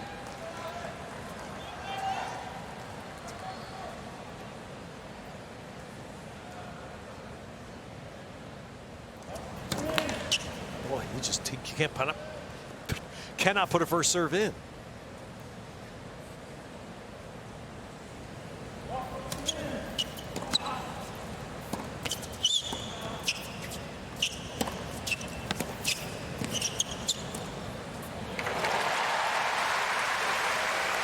Well, this is turning out to be a game that will be one terrific save for Tiafoe. Yeah, this is where I'm a big believer of, you know, look, if you're not making first serve, start to hit a few more body serves. Aim for the middle of the box. Then once you start seeing a few serves go in the court, then go for your spots. And Francis isn't a big body serve guy. He likes to go for his corners, trust his spots there. But when you have a game like this, it's good to mix in a few body serves, then go back to the corners.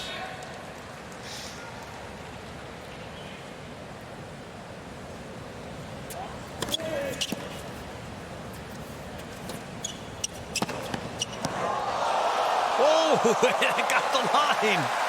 Whoa. And there was the body serve. Exactly. Right, it was like you were listening to you. Exactly. But Kovacevic has the answer. Kovacevic with the fire down the line. Getting the crowd involved now. We knew we'd see some shot making out here. And this is case in point. Kovacevic with the sting.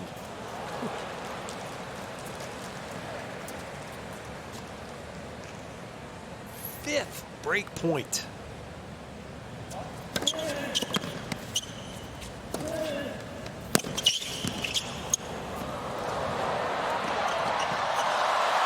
Oh, and Tiafoe survives after finally putting a first serve in. Yeah, he sure did. And listen to the crowd just loving this moment.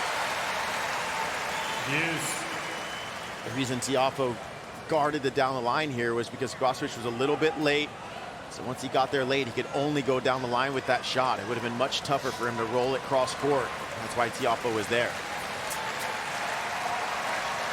All right, yeah, the Armstrong audience appreciating this game.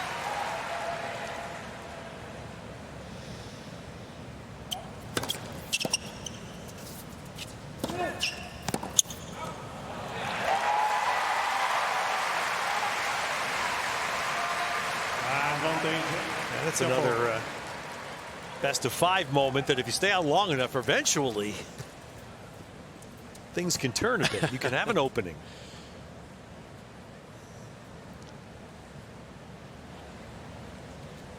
Well, that game had to feel like an hour and a half for Tiafoe, and he holds. And it's New York, I can say it. That's a Mariano Rivera save. That sure was. And I'm a Met fan, and I'll say that. Hey, USOpenShop.org is the official shop for 2024 US Open merchandise. You can get your game face on, your game day fit on. US Open gear and accessories for everybody at USOpenShop.org.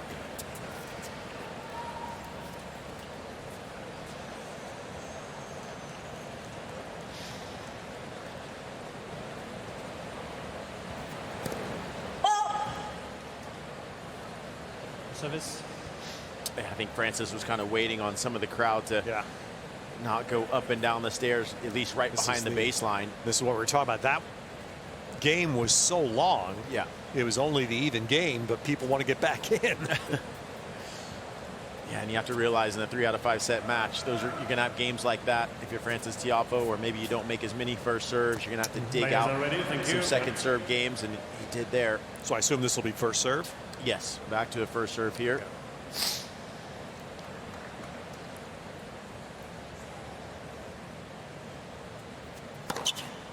15 left. Ace 19.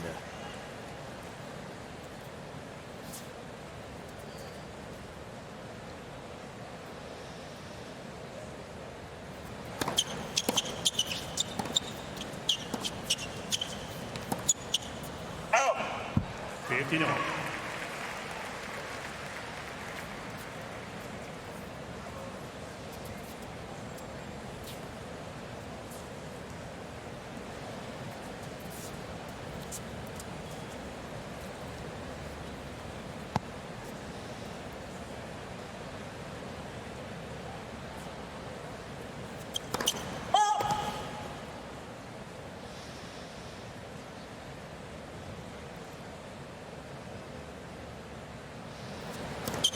Let. Second service.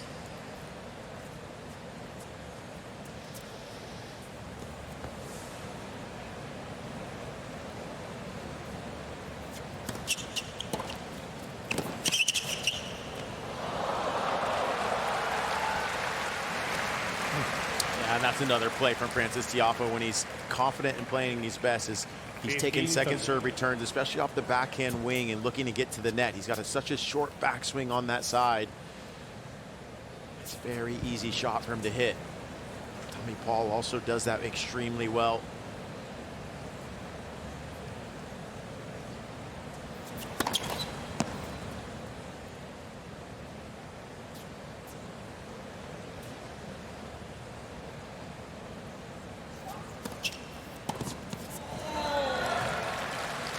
Attention.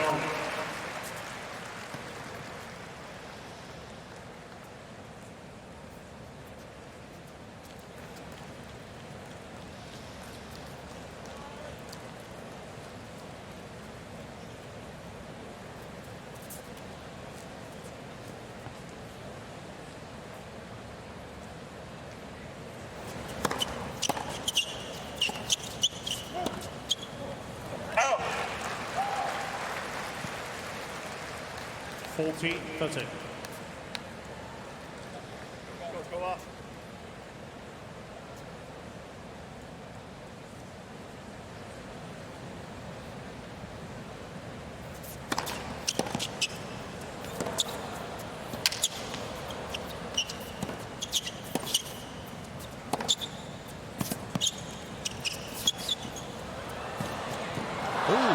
Kovacevic got him there, and so the New Yorker is hanging in there in this third set. Strange set so far. 3 games since. See if he can overcome a little bit of a hurdle that he didn't expect to face. So dominant on a serve through 2 sets, but it's been a little more trouble here in this third. Out. It's taken him 35 minutes to play the first 5 games. This is a hard court. That's not supposed to happen.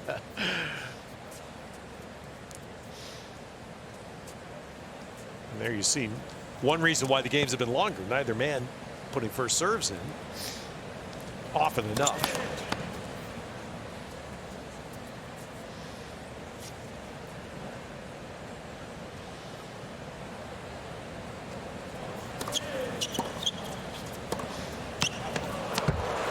And one thing I've noticed on France's first serve is he's just dropping the head a little bit too quickly. A lot of the first serves that he's missed have been in the net. You want to see, if you're going to miss the first serve, miss it long, keep your head up, and use more legs.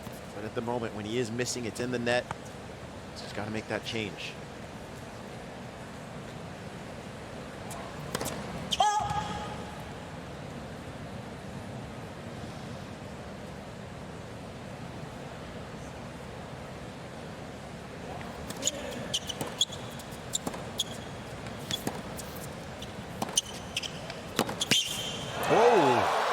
Kovacevic with the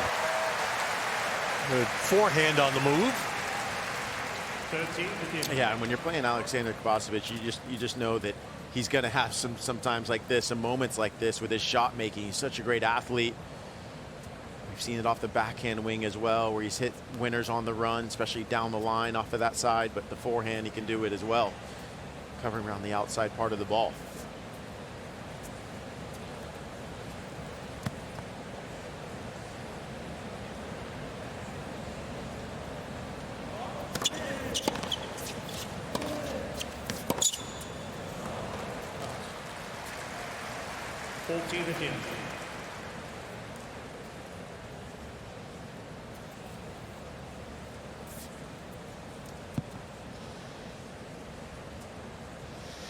Roof closed here on Armstrong, on Ash as well.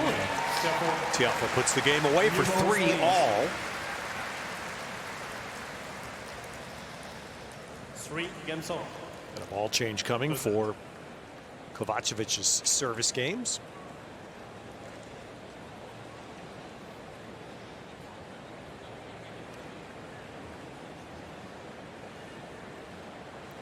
That's a fitting shot there. You saw Tiafoe because, man, the lights of New York are brighter than anywhere else, and Francis loves that, doesn't he? Oh, I mean, this is when we see the best Francis Tiafoe. He's always popcorn tennis when he's in New York. He brings that extra energy, does Francis. Yeah. You know, any room that he walks into, he absolutely lights up the room with his smile. Again, fans are coming in during the even game. That's what Kovacevic is waiting for. These lower rows where it is going to pose a distraction to players.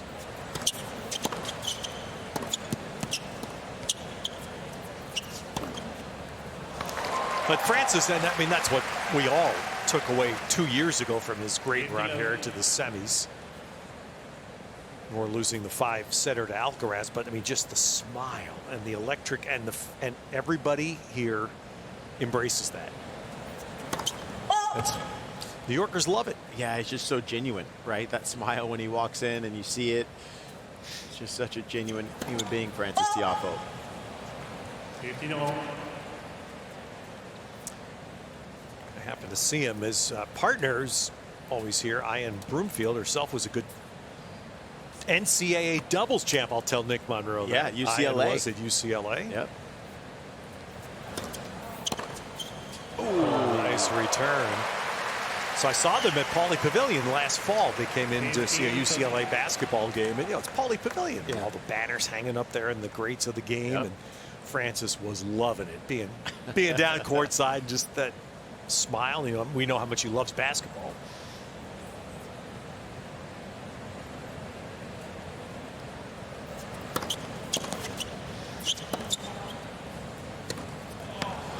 Yeah, we always give Francis a hard time because I don't even know how many basketball jerseys this guy has. You know, he's like, oh, I got to count it, over 80. Okay, he's got WNBA, NBA, college, all the jerseys.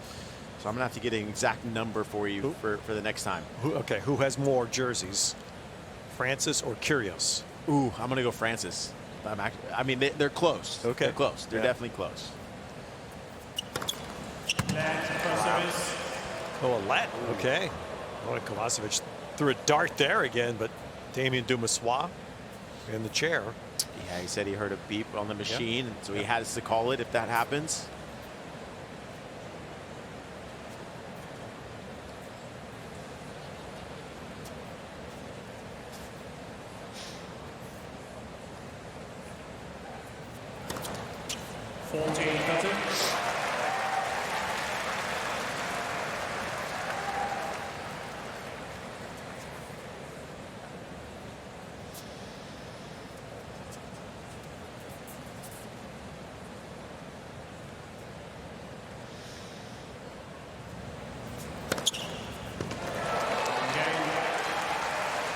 All right, nice. Again, spot serving. 21 aces for Kovacevic. And we're on serve. Remember, they were two 18-year-olds then.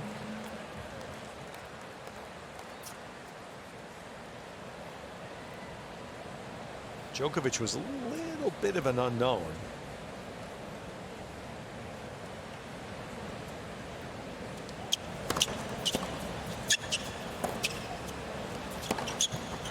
And just a quick aside, because I called that match. I need, of course, at this point in life, I need to have my memory refreshed. And the general thing is Djokovic is a young guy, had a lot of problems. He wasn't known for his endurance. Yep. And he collapsed a couple times in this match. Wow. They were fearful for him. And again, remember, they're 18 years old. Monfils had been a junior. I think he won 3 of the 4 junior majors, right? His last junior year. But Djokovic ended up winning the match 7-5 in the 5th. It was that long of a match. Wow. Yeah, and Aleksandar Kovacevic was 6 years old and when he watched that match, and that was one of the reasons why he started playing tennis, as you said. 14. And I know how strange that sounds to anybody young when you say, and Djokovic wasn't known for endurance. You go, what are you talking about? And he was. Djokovic, I mean, the guys he played against at the time remember it well. He's, Djokovic actually retired. 14. I mean, I think I did two matches probably against Nadal in Roland Garros where Djokovic retired. Hard to fathom that today. Yeah, now Djokovic leaves no stone unturned, that's for sure. The fitness is one thing you can control, so you see players nowadays just so on top of their fitness, and we're talking about Kovacevic, this guy right here, working with Franco Herrero.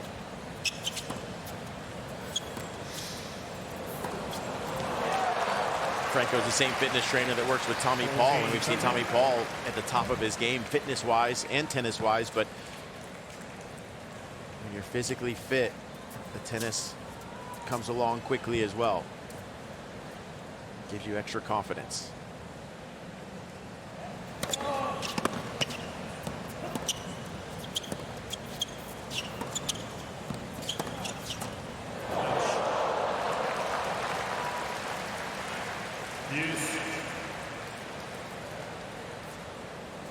All right, not quite the quick hold for Tiafoe.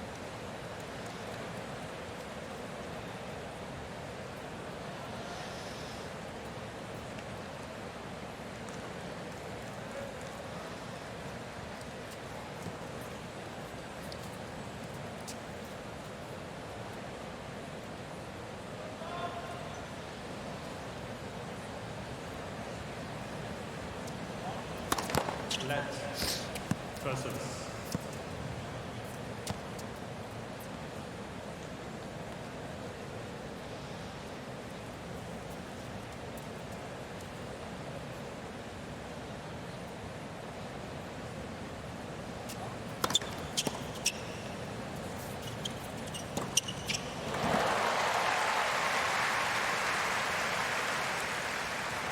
And on the Tiafoe.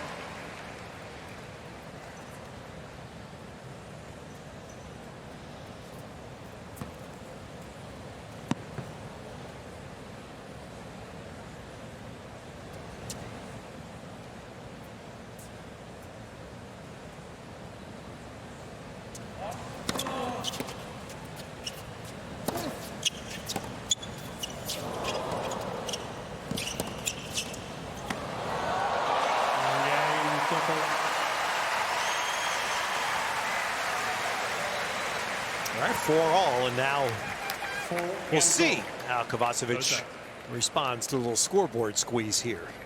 Yeah, I like that from Francis, though. Still coming in on that ball's merit. The ball lands short in the court. Take matters into your own hands.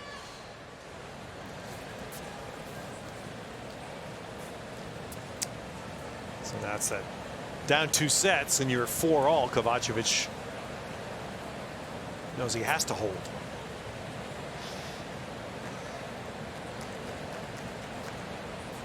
He's only faced 1 break point in this set. He lost that break point, but that's been a major improvement for him from sets 1 and 2.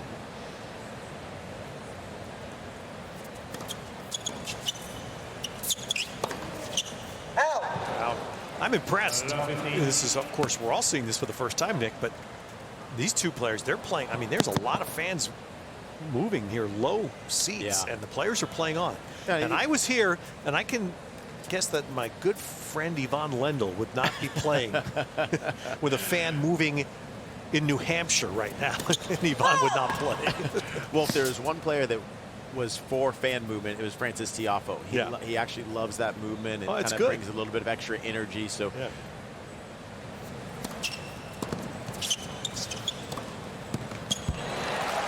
But look, everybody's going to react differently to this, and it's new. It's new. And was the tournament referee Jake Garner was mentioning that all the players' teams were notified in advance of the Open that this was going to be a change in the policy this year. Now, how much that's communicated, right, remains to be seen.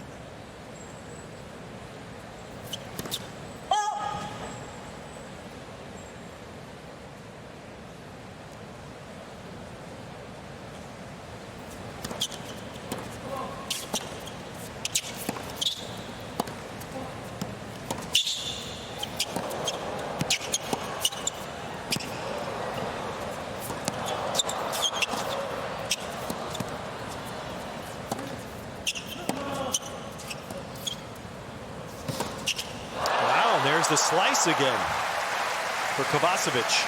Yeah, that was impressive stuff from Kovacevic. Just the defensive skills, but then not only that, at the very end using the short slice to bring Frances Tiafoe up in the court just a little bit. Doesn't have to be deep with the slice all the time. Using the short slice is highly effective as well.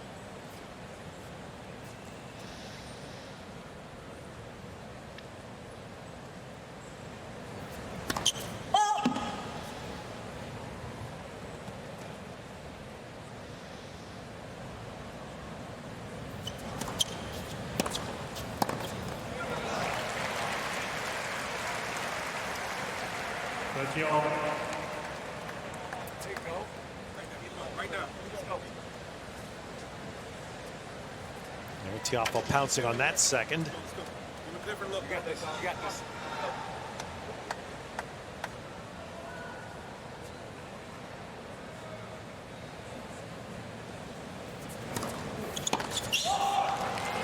It's interesting, Nick, what we hear on those courtside mics. You're hearing more specific instruction coming from Kovacevic's team to him.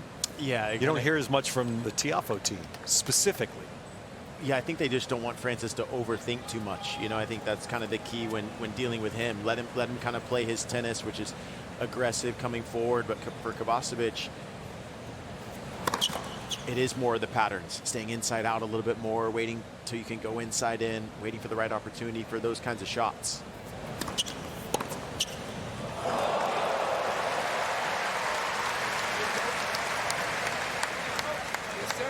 Yes, sir.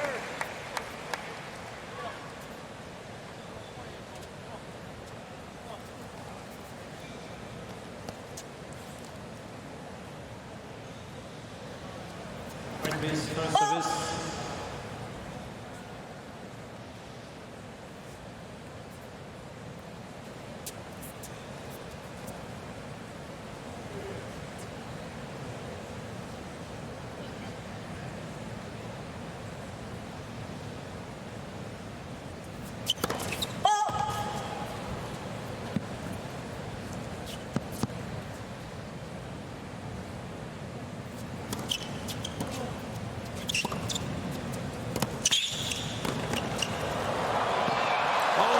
Kovacevic. And I think very cool on a hot night, huh? Very cool. And I think also the reason for some of this tactical information during the match is because it's a new partnership, right, between Hugo Armando and Kovacevic. Yeah. Just started a few weeks ago. That's a good point. And Hugo Armando said, look, we're working on decision making. So I think he's learning on the fly, right? He's learning during the match. It's not only practice, he's also learning in this match on decision making as well as Kovacevic.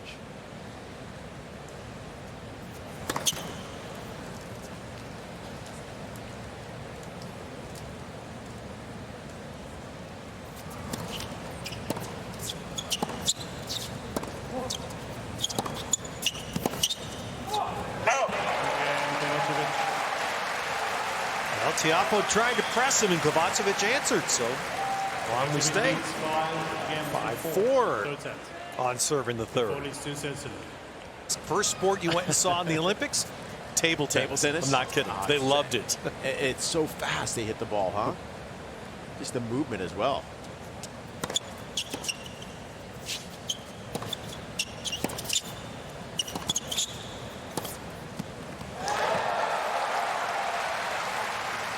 And you were commentating what sport there? You were with the swimming. Diving. Diving, yeah. Very cool. Yeah, had nothing to do with tennis. Let's put it this way. I'm very good on Chinese pronunciations. Not easy to do. Through experience. Not easy to do. Zheng Qinwen. She's a top 10 player in the world. People need to get her name right. Yep. Zheng Qinwen. She won the gold medal there for China.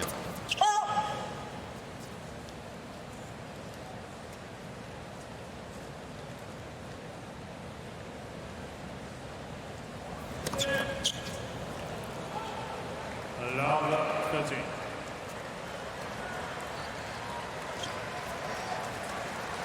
All right, well, Francis is not smiling right now. And you can see why. With that scoreline. Doesn't want a fourth set. Doesn't want to give this young man life. 15-13.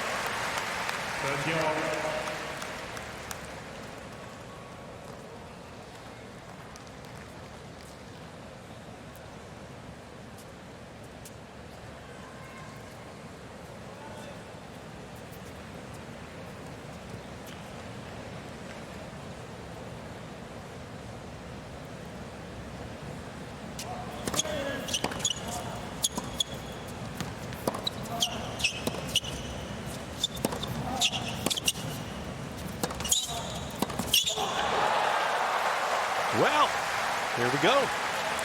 Yeah, that was great court movement from Kovacevic. If you watch his up and back movement on that, after the inside-out forehand, he cut this ball off, 45-degree angle to take the ball just a little bit early and get it on Francis quicker. And now he's got himself a set point.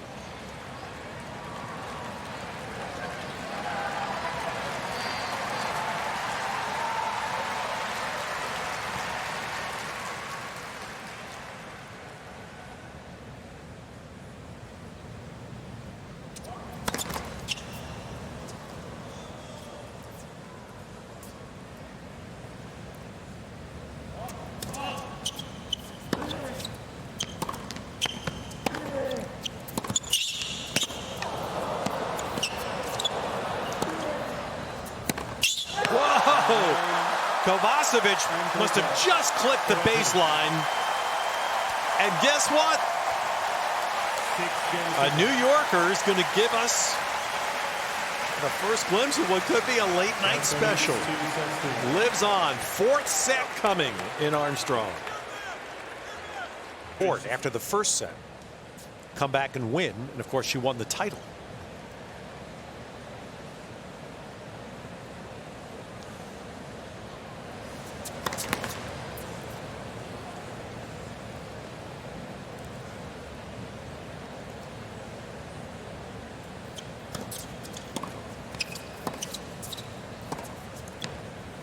And a lot of times when you leave the court, obviously you've got to use the restroom, but most of the time it's a regroup for the mind, right? Just take some time to get away from the court, resettle the nerves. I think for Francis Tiafoe, he was so locked in the first two sets, and then all of a sudden things got a little bit tight, got away from him there in the third. And now it seems like he's maybe back after that first point there.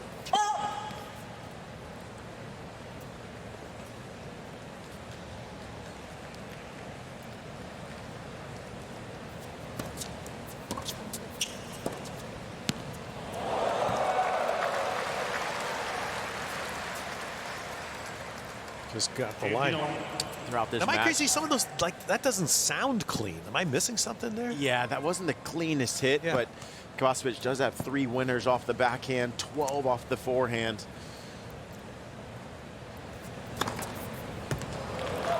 That sounded better. Yeah, that was a clean ace. 22 aces now for the New Yorker.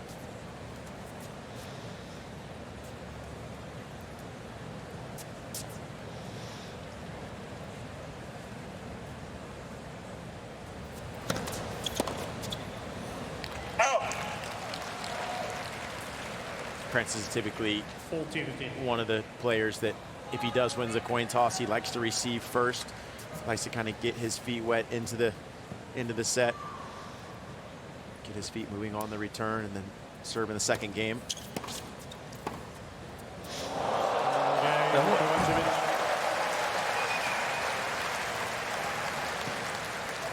Now, 2 things, and they may be connected here, Nick.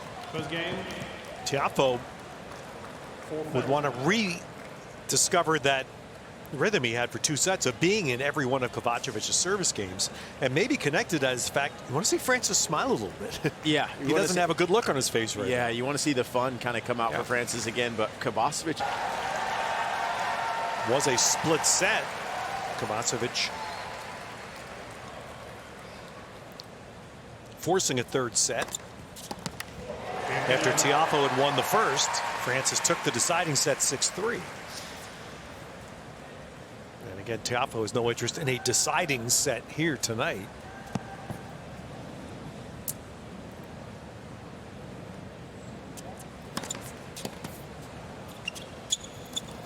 Yeah, I think for Kovacevic, just having that match against Francis in Washington, D.C. has helped him even in this match. Being if you're down 2 sets of love, but knowing that you played him a few weeks ago and took a set. He lost 6-3 in the 3rd, but he felt like he had a lot of chances in that match.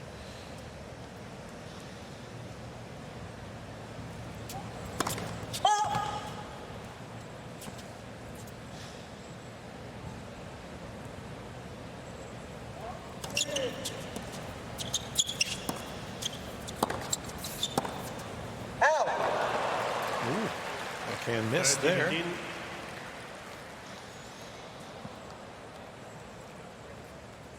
And a start would seem here, Nick, for Tiafoe to get back the first serve rhythm too.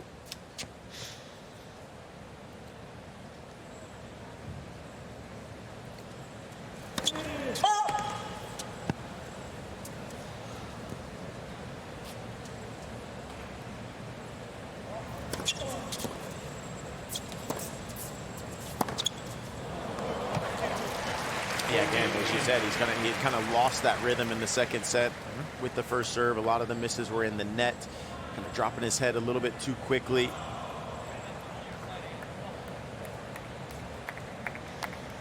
See his physio in the blue, Brett Waltz there. Brett from Phoenix, Arizona.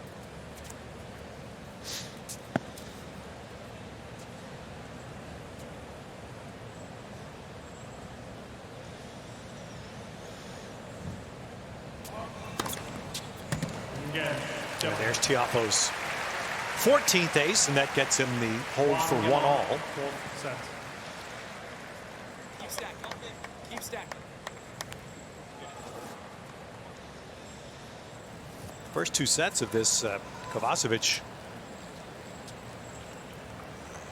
just really didn't have an easy service game at all. And Tiafoe had a lot of looks. He only broke once in each of the first 2 sets, but that was enough to hold and win the sets. But the dynamic of this, just the way the match has been played, changed in the 3rd set. Kovacevic started succeeding on a serve and started getting looks at Tiafoe's. Yeah, and you just felt kind of the confidence from Tiafoe started dropping once he was having to hit too many second serves and then having to defend from there.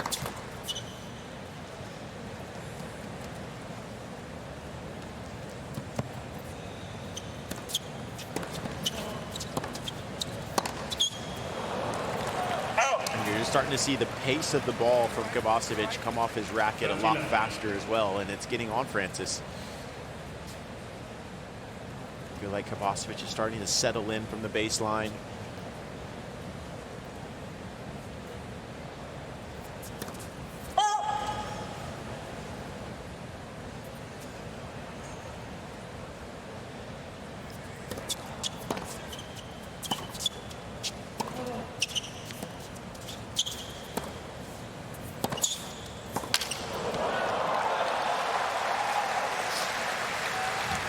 like that pattern from Kovacevic because he has so much power off the forehand when he slows down the ball with the backhand slice and then mixes up the pace off the forehand. It's just much more difficult for the opponent and the footwork.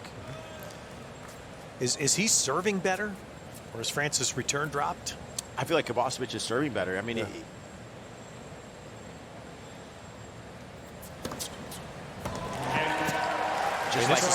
Just like that. He's mixing up more spins, paces, different targets. This is a 180 from the first 2 sets.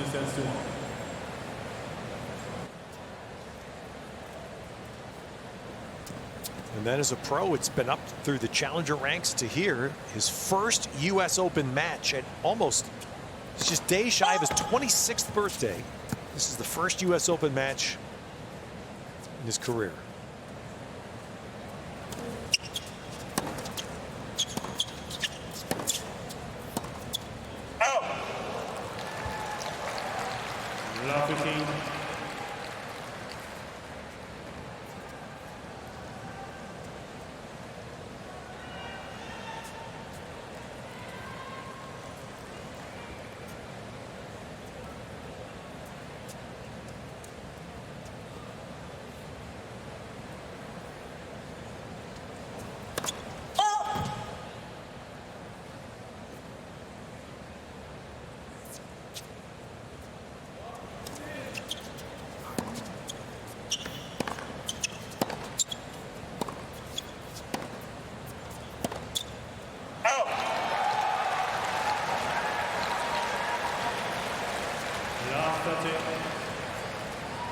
I think right now Francis Tiafoe is starting to feel the pace that Kovacevic is putting on the ball, and not only the pace but the depth has been impeccable from the end of that 3rd set and now the beginning of the 4th.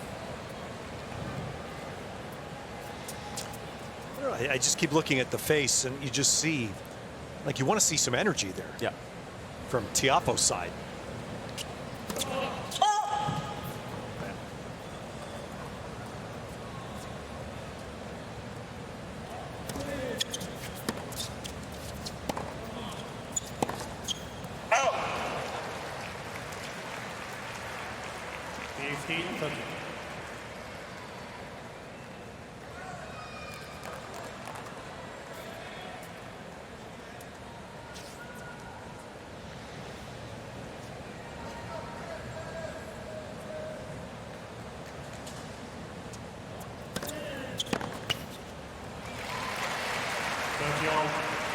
Did you ever in your life look at total points won as a stat? Did you ever look at it? I never looked at that. No. I've never understood why you put that out. What does it mean? Doesn't mean much because did I win the match or did I lose the match? Exactly. That's what matters.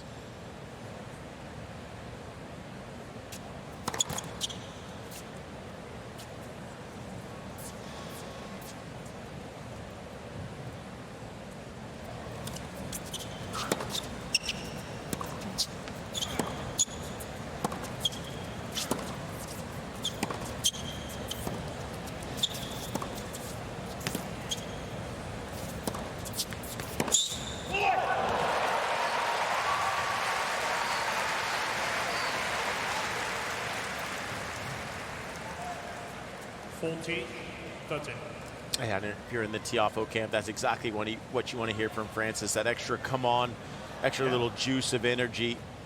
Try to get this crowd behind him as well. That's exactly right, and that's why I keep referencing face, because Francis' faces can be so electric. It's what's going to draw the fans back into this. Yeah, and that's when he plays his best tennis, right? When the crowd's behind him and they're standing up cheering for him. He feeds off of that energy, but they also feed off of him.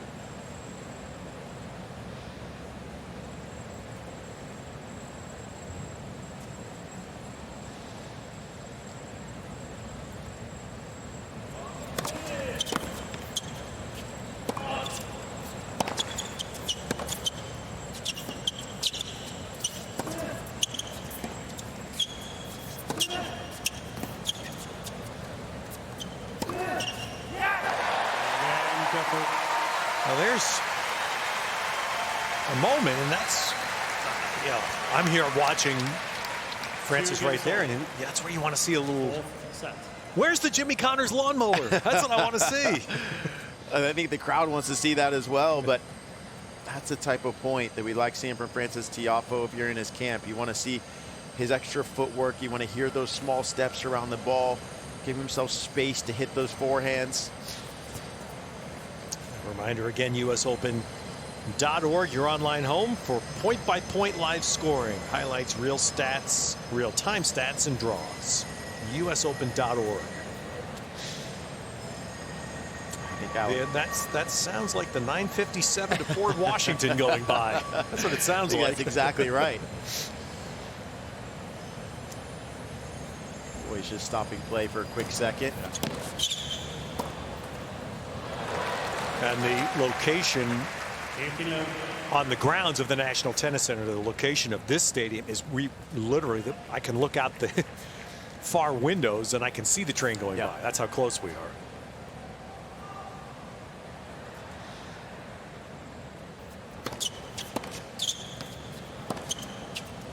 And you could tell I was a Long Island Railroad kid growing up. I was going to say, I can still name the Babylon line by know heart. the train.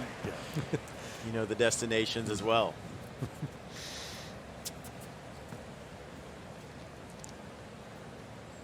Pretty sweet one-handed backhand from Kovacevic there.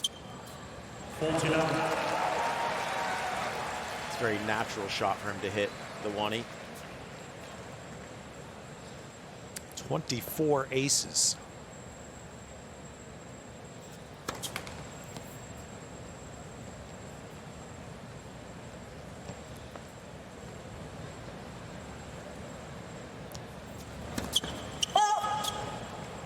Again.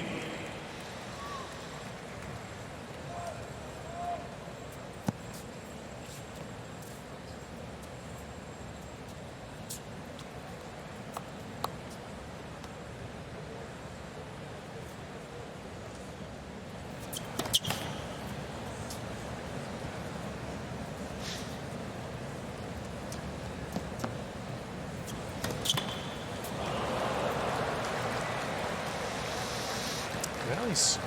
Kovacevic letting Tiafoe have some life in this game. That's where you can't lose focus. I mean, when it's 40-love and you have a great returner like Frances Tiafoe, you got to finish the game. Every single point counts. Coach Hugo Armando Franco Herrera was fitness coach right there.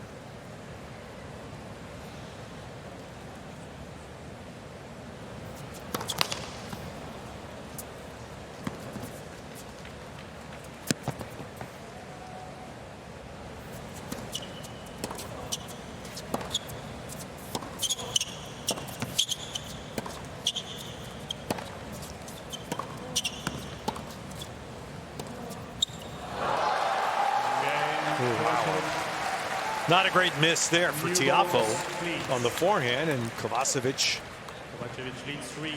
Well, we were talking about an hour ago about Hugo there pumping his fist when Kovacevic broke in the early third set, thinking maybe. I mean, the truth of the matter is he's not facing the full Tiafoe here, and you know, we don't have any idea why, but you're not seeing the electric, you know, enthusiastic, joyful spark from Frances right now.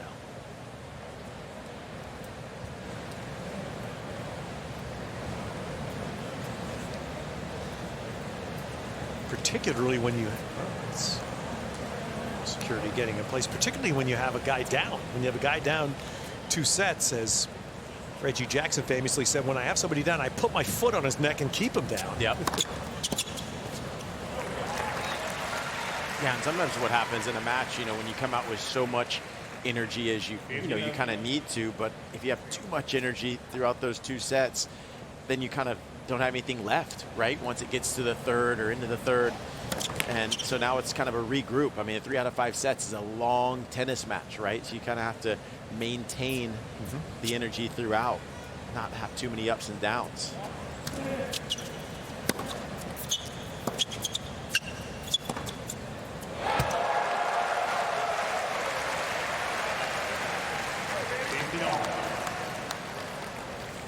One thing Frances has said that he's kind of learned in the past from even playing here at the US Open is to not get too up as far as energy is concerned, because then you don't have anything left when it matters most. Just stay even keeled.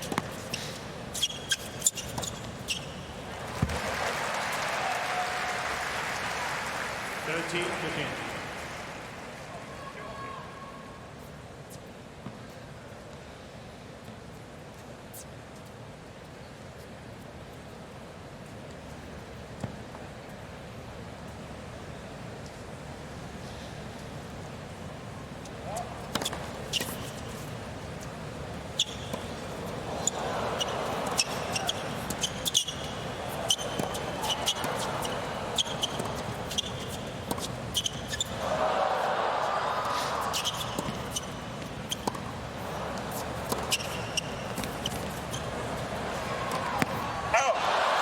Tiafoe missed it.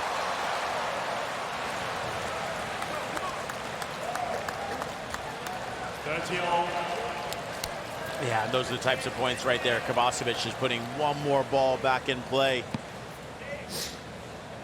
Even right there, Francis was just kind of hoping that return was going to go out, and Kovacevic is just outworking Francis Tiafoe at the moment. So I'm the guy that sits up here and looks down and said, man, Francis looked casual in that point. He did. Yeah, Francis looked casual, especially on that overhead. You got to finish the point. No shot is too easy to miss in tennis.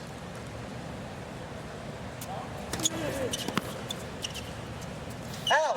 14-13. And especially in a 3 out of 5 set match, every single point matters, right? You go going 40-15 or 30-all. Got to finish the point.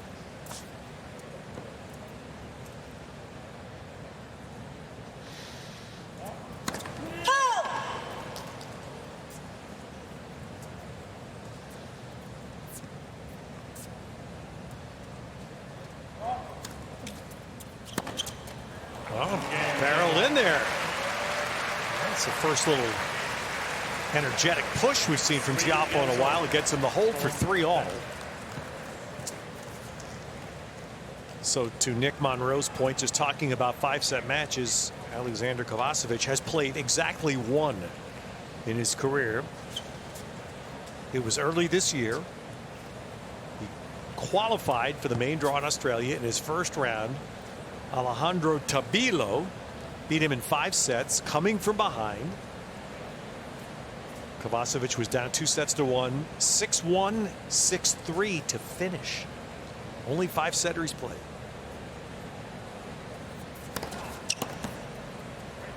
And that's a true testament to his fitness as well, right? To be able to win the 4th and 5th set, 1 and 3. As we know that he does go 4 or 5 sets. Conditioning is what matters. These two right now are 2 hours and 52 minutes into the match. The more fit you are, the better decisions you make on the court. You feel more confident as well going into these types of situations. Look at this. I mean, this is so stunning on the flip. Kovacevic has lost 3 points on his serve so far in the set. Which is exactly what Tiafoe was in the first 2 sets.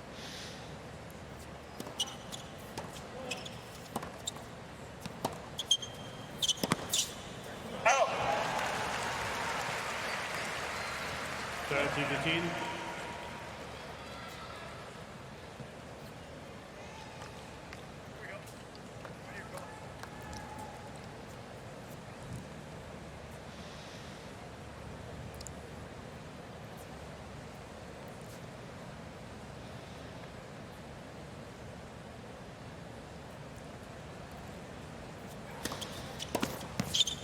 Out. 14-15.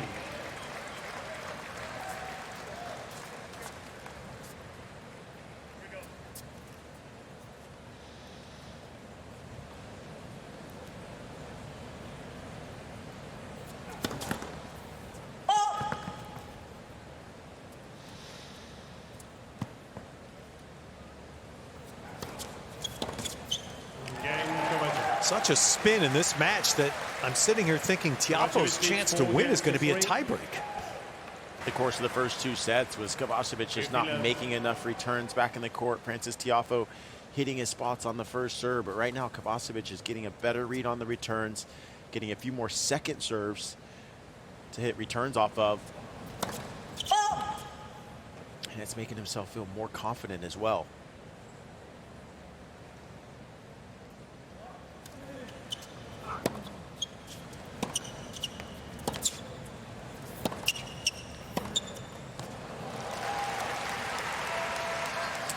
But I do like what I'm seeing from Kovacevic, him changing up his return position. On some second serves, we've seen him take it early.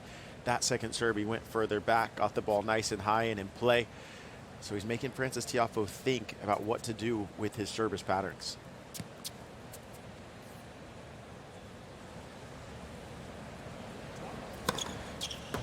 left.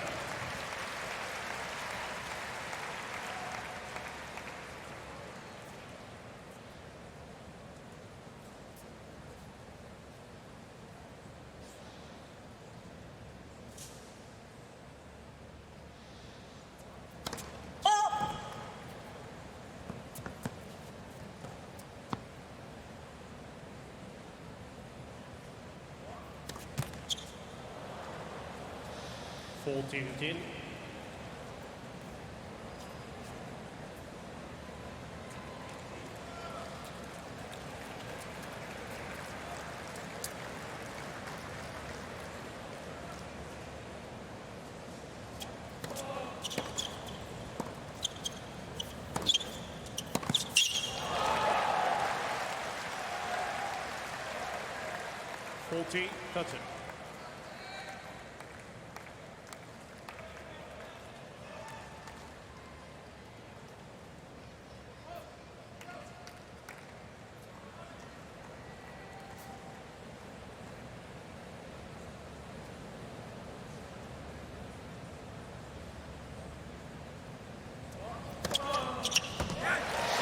And there, Tiafoe finds his 16th ace to get to 4-all, and 4-all. Fourth set. he very much would love to do it. I think his team and his fans are sitting here thinking, okay, can he dig deep here for a couple of games and finish this? Or can this young man in his first ever U.S. Open main draw match, can he push Tiafoe to a 5th set?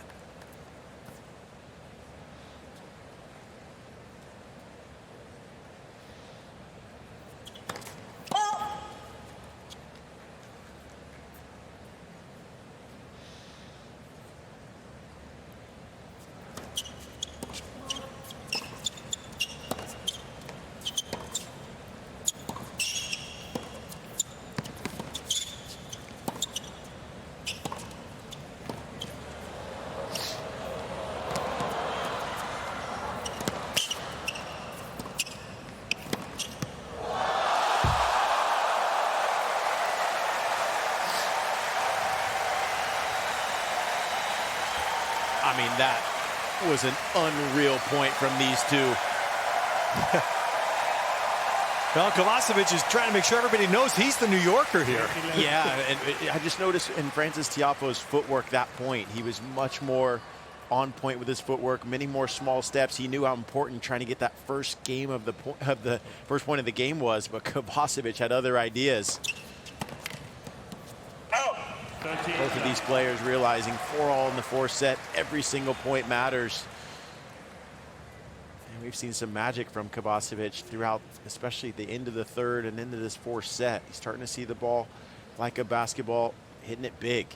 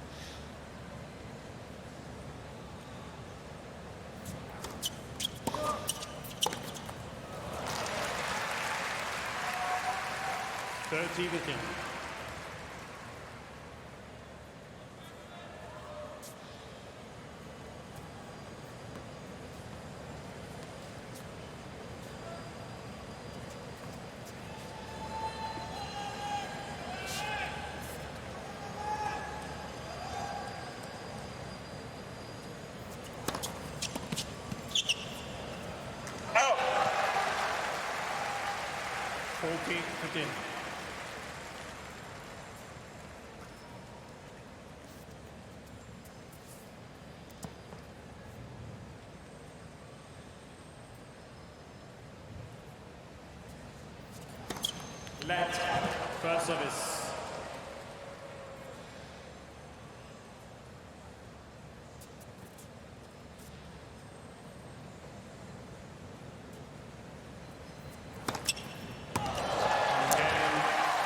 So ace 25. And Kovacevic leads as 5 this games to match 4. swings now, so does some pressure for the first time. Tiafoe.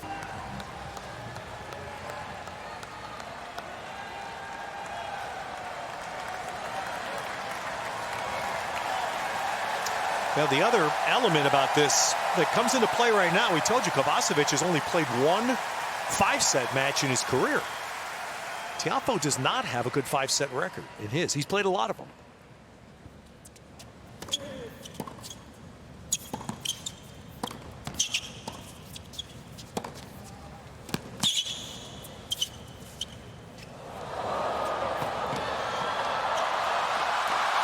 Oh, Tiafoe answers.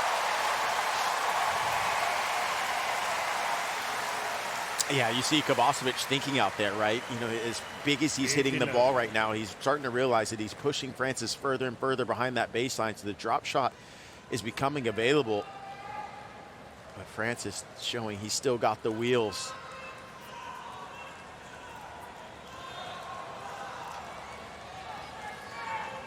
And so I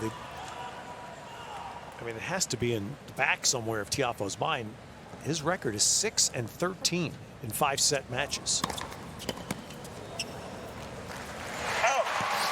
Yeah, which is crazy to think for Francis Tiafoe. You know, when you look at him, you think, okay, this is a great athlete, which he is, and can find a way to dig deep, but just shows you how difficult it is to win these 5-set matches and how locked in you have to stay. 14-11. And it shows the incredible benefit of not playing them. Yeah, of trying to get it done in 4. Yeah. And that's exactly where Tiafoe's mind has to be. And again, it may be destined to happen in a tiebreak. Holds it love. A little sign of life, but again, he's had 0. 5 game point. Full set.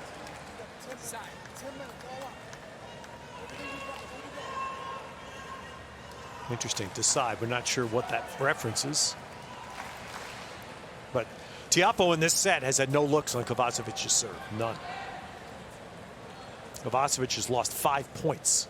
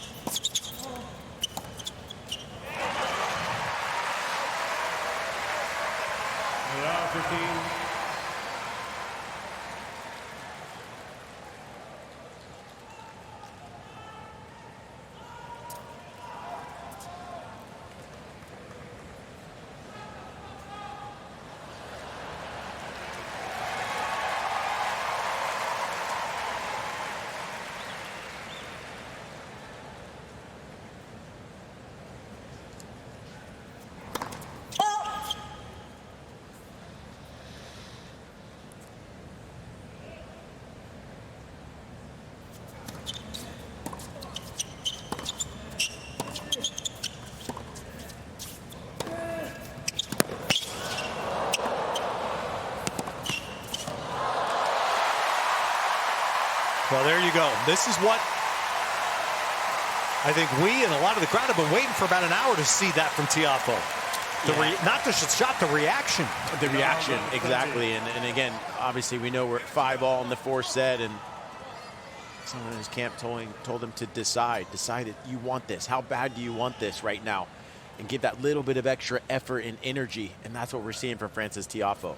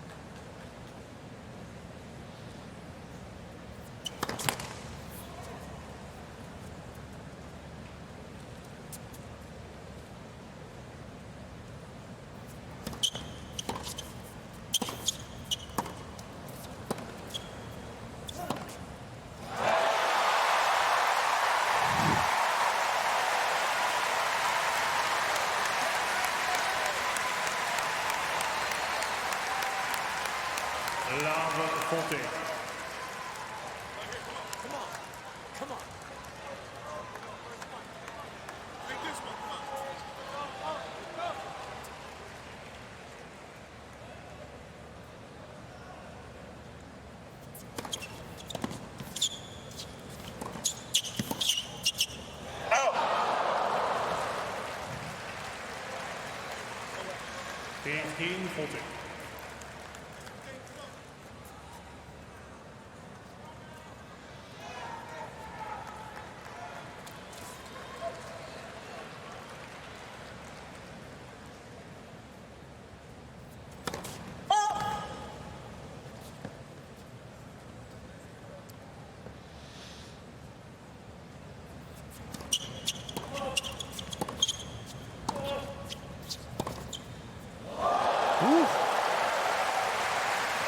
What was that we were talking earlier about inside in versus inside out? Yeah, and that inside out one, I'm not sure if he hit that one clean, but the pickup off the backhand was maybe just as good, if not better, off of that serve. But I think he needs a first serve here. So too many second serves throughout this game.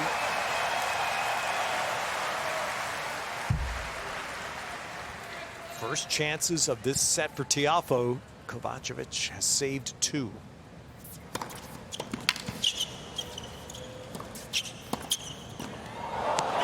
No, not there.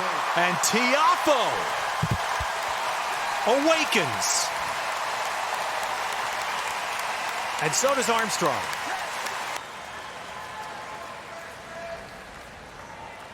Two different matches. And about 5 minutes ago, Frances Tiafoe's team told him decide. And Nick Monroe, you called it. Decide if this is the moment. And Tiafoe, after being in what appeared to be just a cloud for almost 2 sets, snapped out, broke serve, and now is 3 points from winning. Yeah, Frances Tiafoe absolutely made the decision that this is.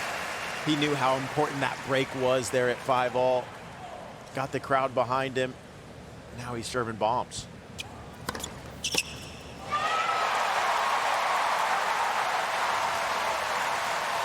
Love.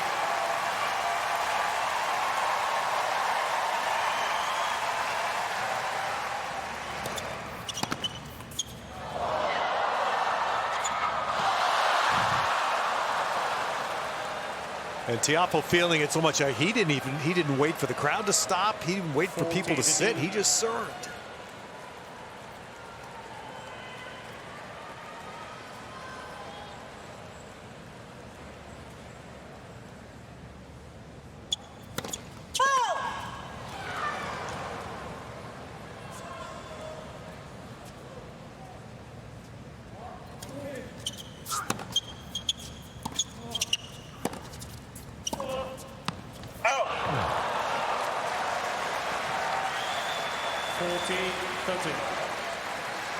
The last hour plus, Armstrong Stadium, when Tiafoe plays normally a buzz, it felt like when you put your kids in quiet time.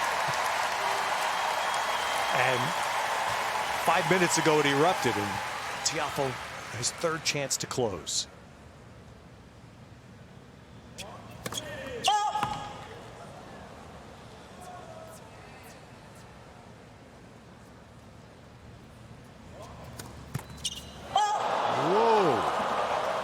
Not yet. Yes.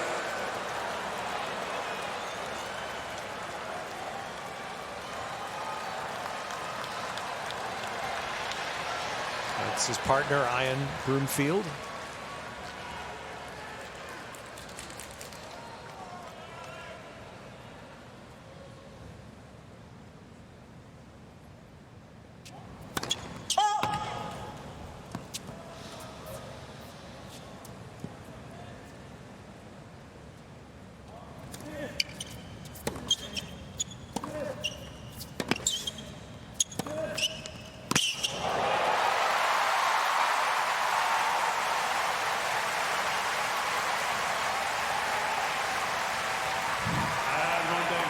Tiafoe.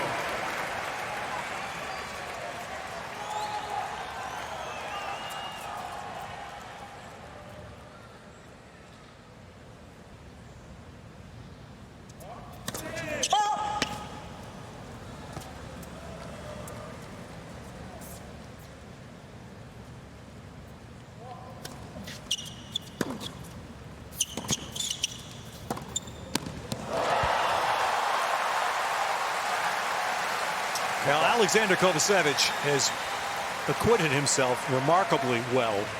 For a young man, he'll turn 26 on Thursday, and this is his first ever match at the U.S. Open in his hometown. Yeah, pretty amazing. He doesn't want to go anywhere. He wants more tennis out here.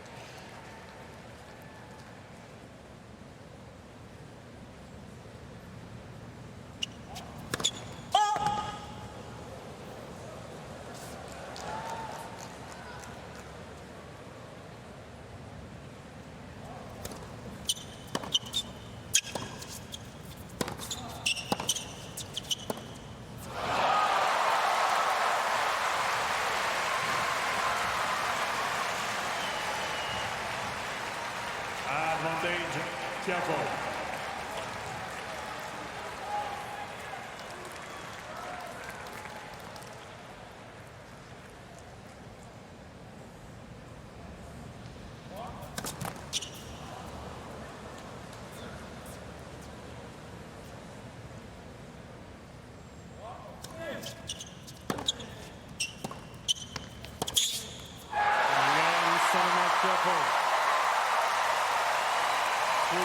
And Frances Tiafoe exhales.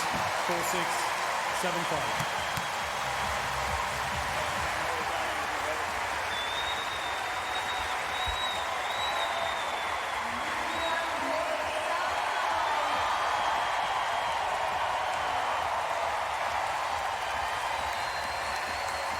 Two completely different matches. An hour and a half, it was all Tiafoe.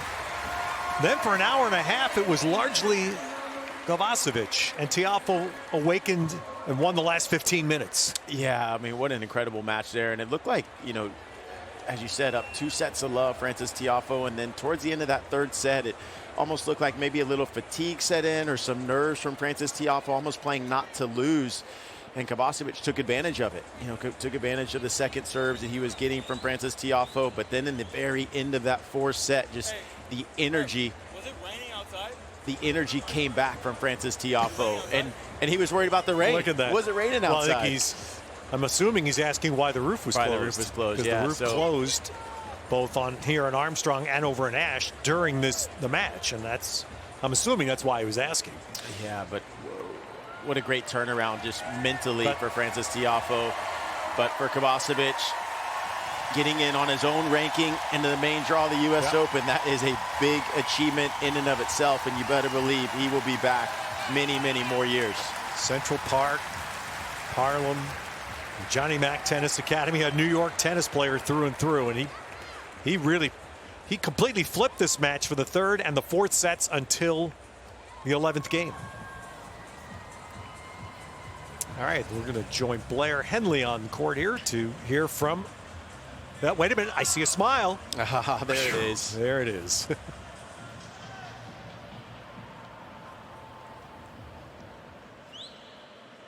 Frances, Alex did not make it easy on you tonight. Served 25 aces, got that third set.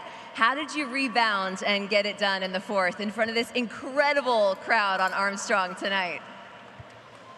I don't know. It got pretty tough there at the end. When they closed the roof, it was really muggy in here. I was really struggling, breathing and stuff like that. So, you know, the midway in the third and most of the fourth. At the end of the fourth, I started feeling much better, but I was just trying to do everything I can to finish in 4. But definitely tough, muggy conditions tonight. You got to the final in Cincinnati. You also have a relatively new coach in David Witt in your box. What have both of those things done for your belief level on court? Well, David hasn't done anything at all, but no, yeah, it's been great. We've been with each other a little over a month. It's been great. We've had so much fun every day, and just instilling, have fun with me and enjoy and be present each and every point. And then obviously Cincinnati was such a big week, and just trying to pick up steam from that. Frances, I was amazed to read that this is your 10th straight U.S. Open.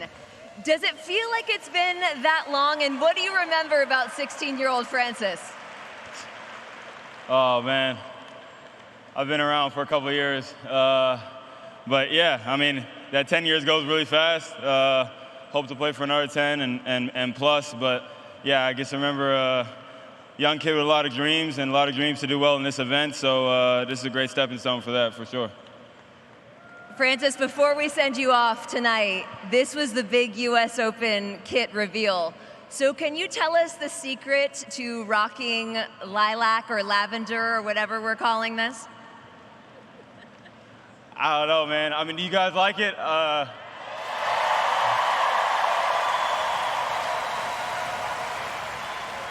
Yeah, I don't know. Again, you know, everything you wear, he's got to feel confident in it. That makes the outfit that much better. But yeah, hopefully this grows on y'all and you get to see it for 2 weeks. So we'll see. Sounds like a plan. Frances Tiafoe moving on in New York. All right, well, there we got the answer as to why Tiafoe asked if it was raining.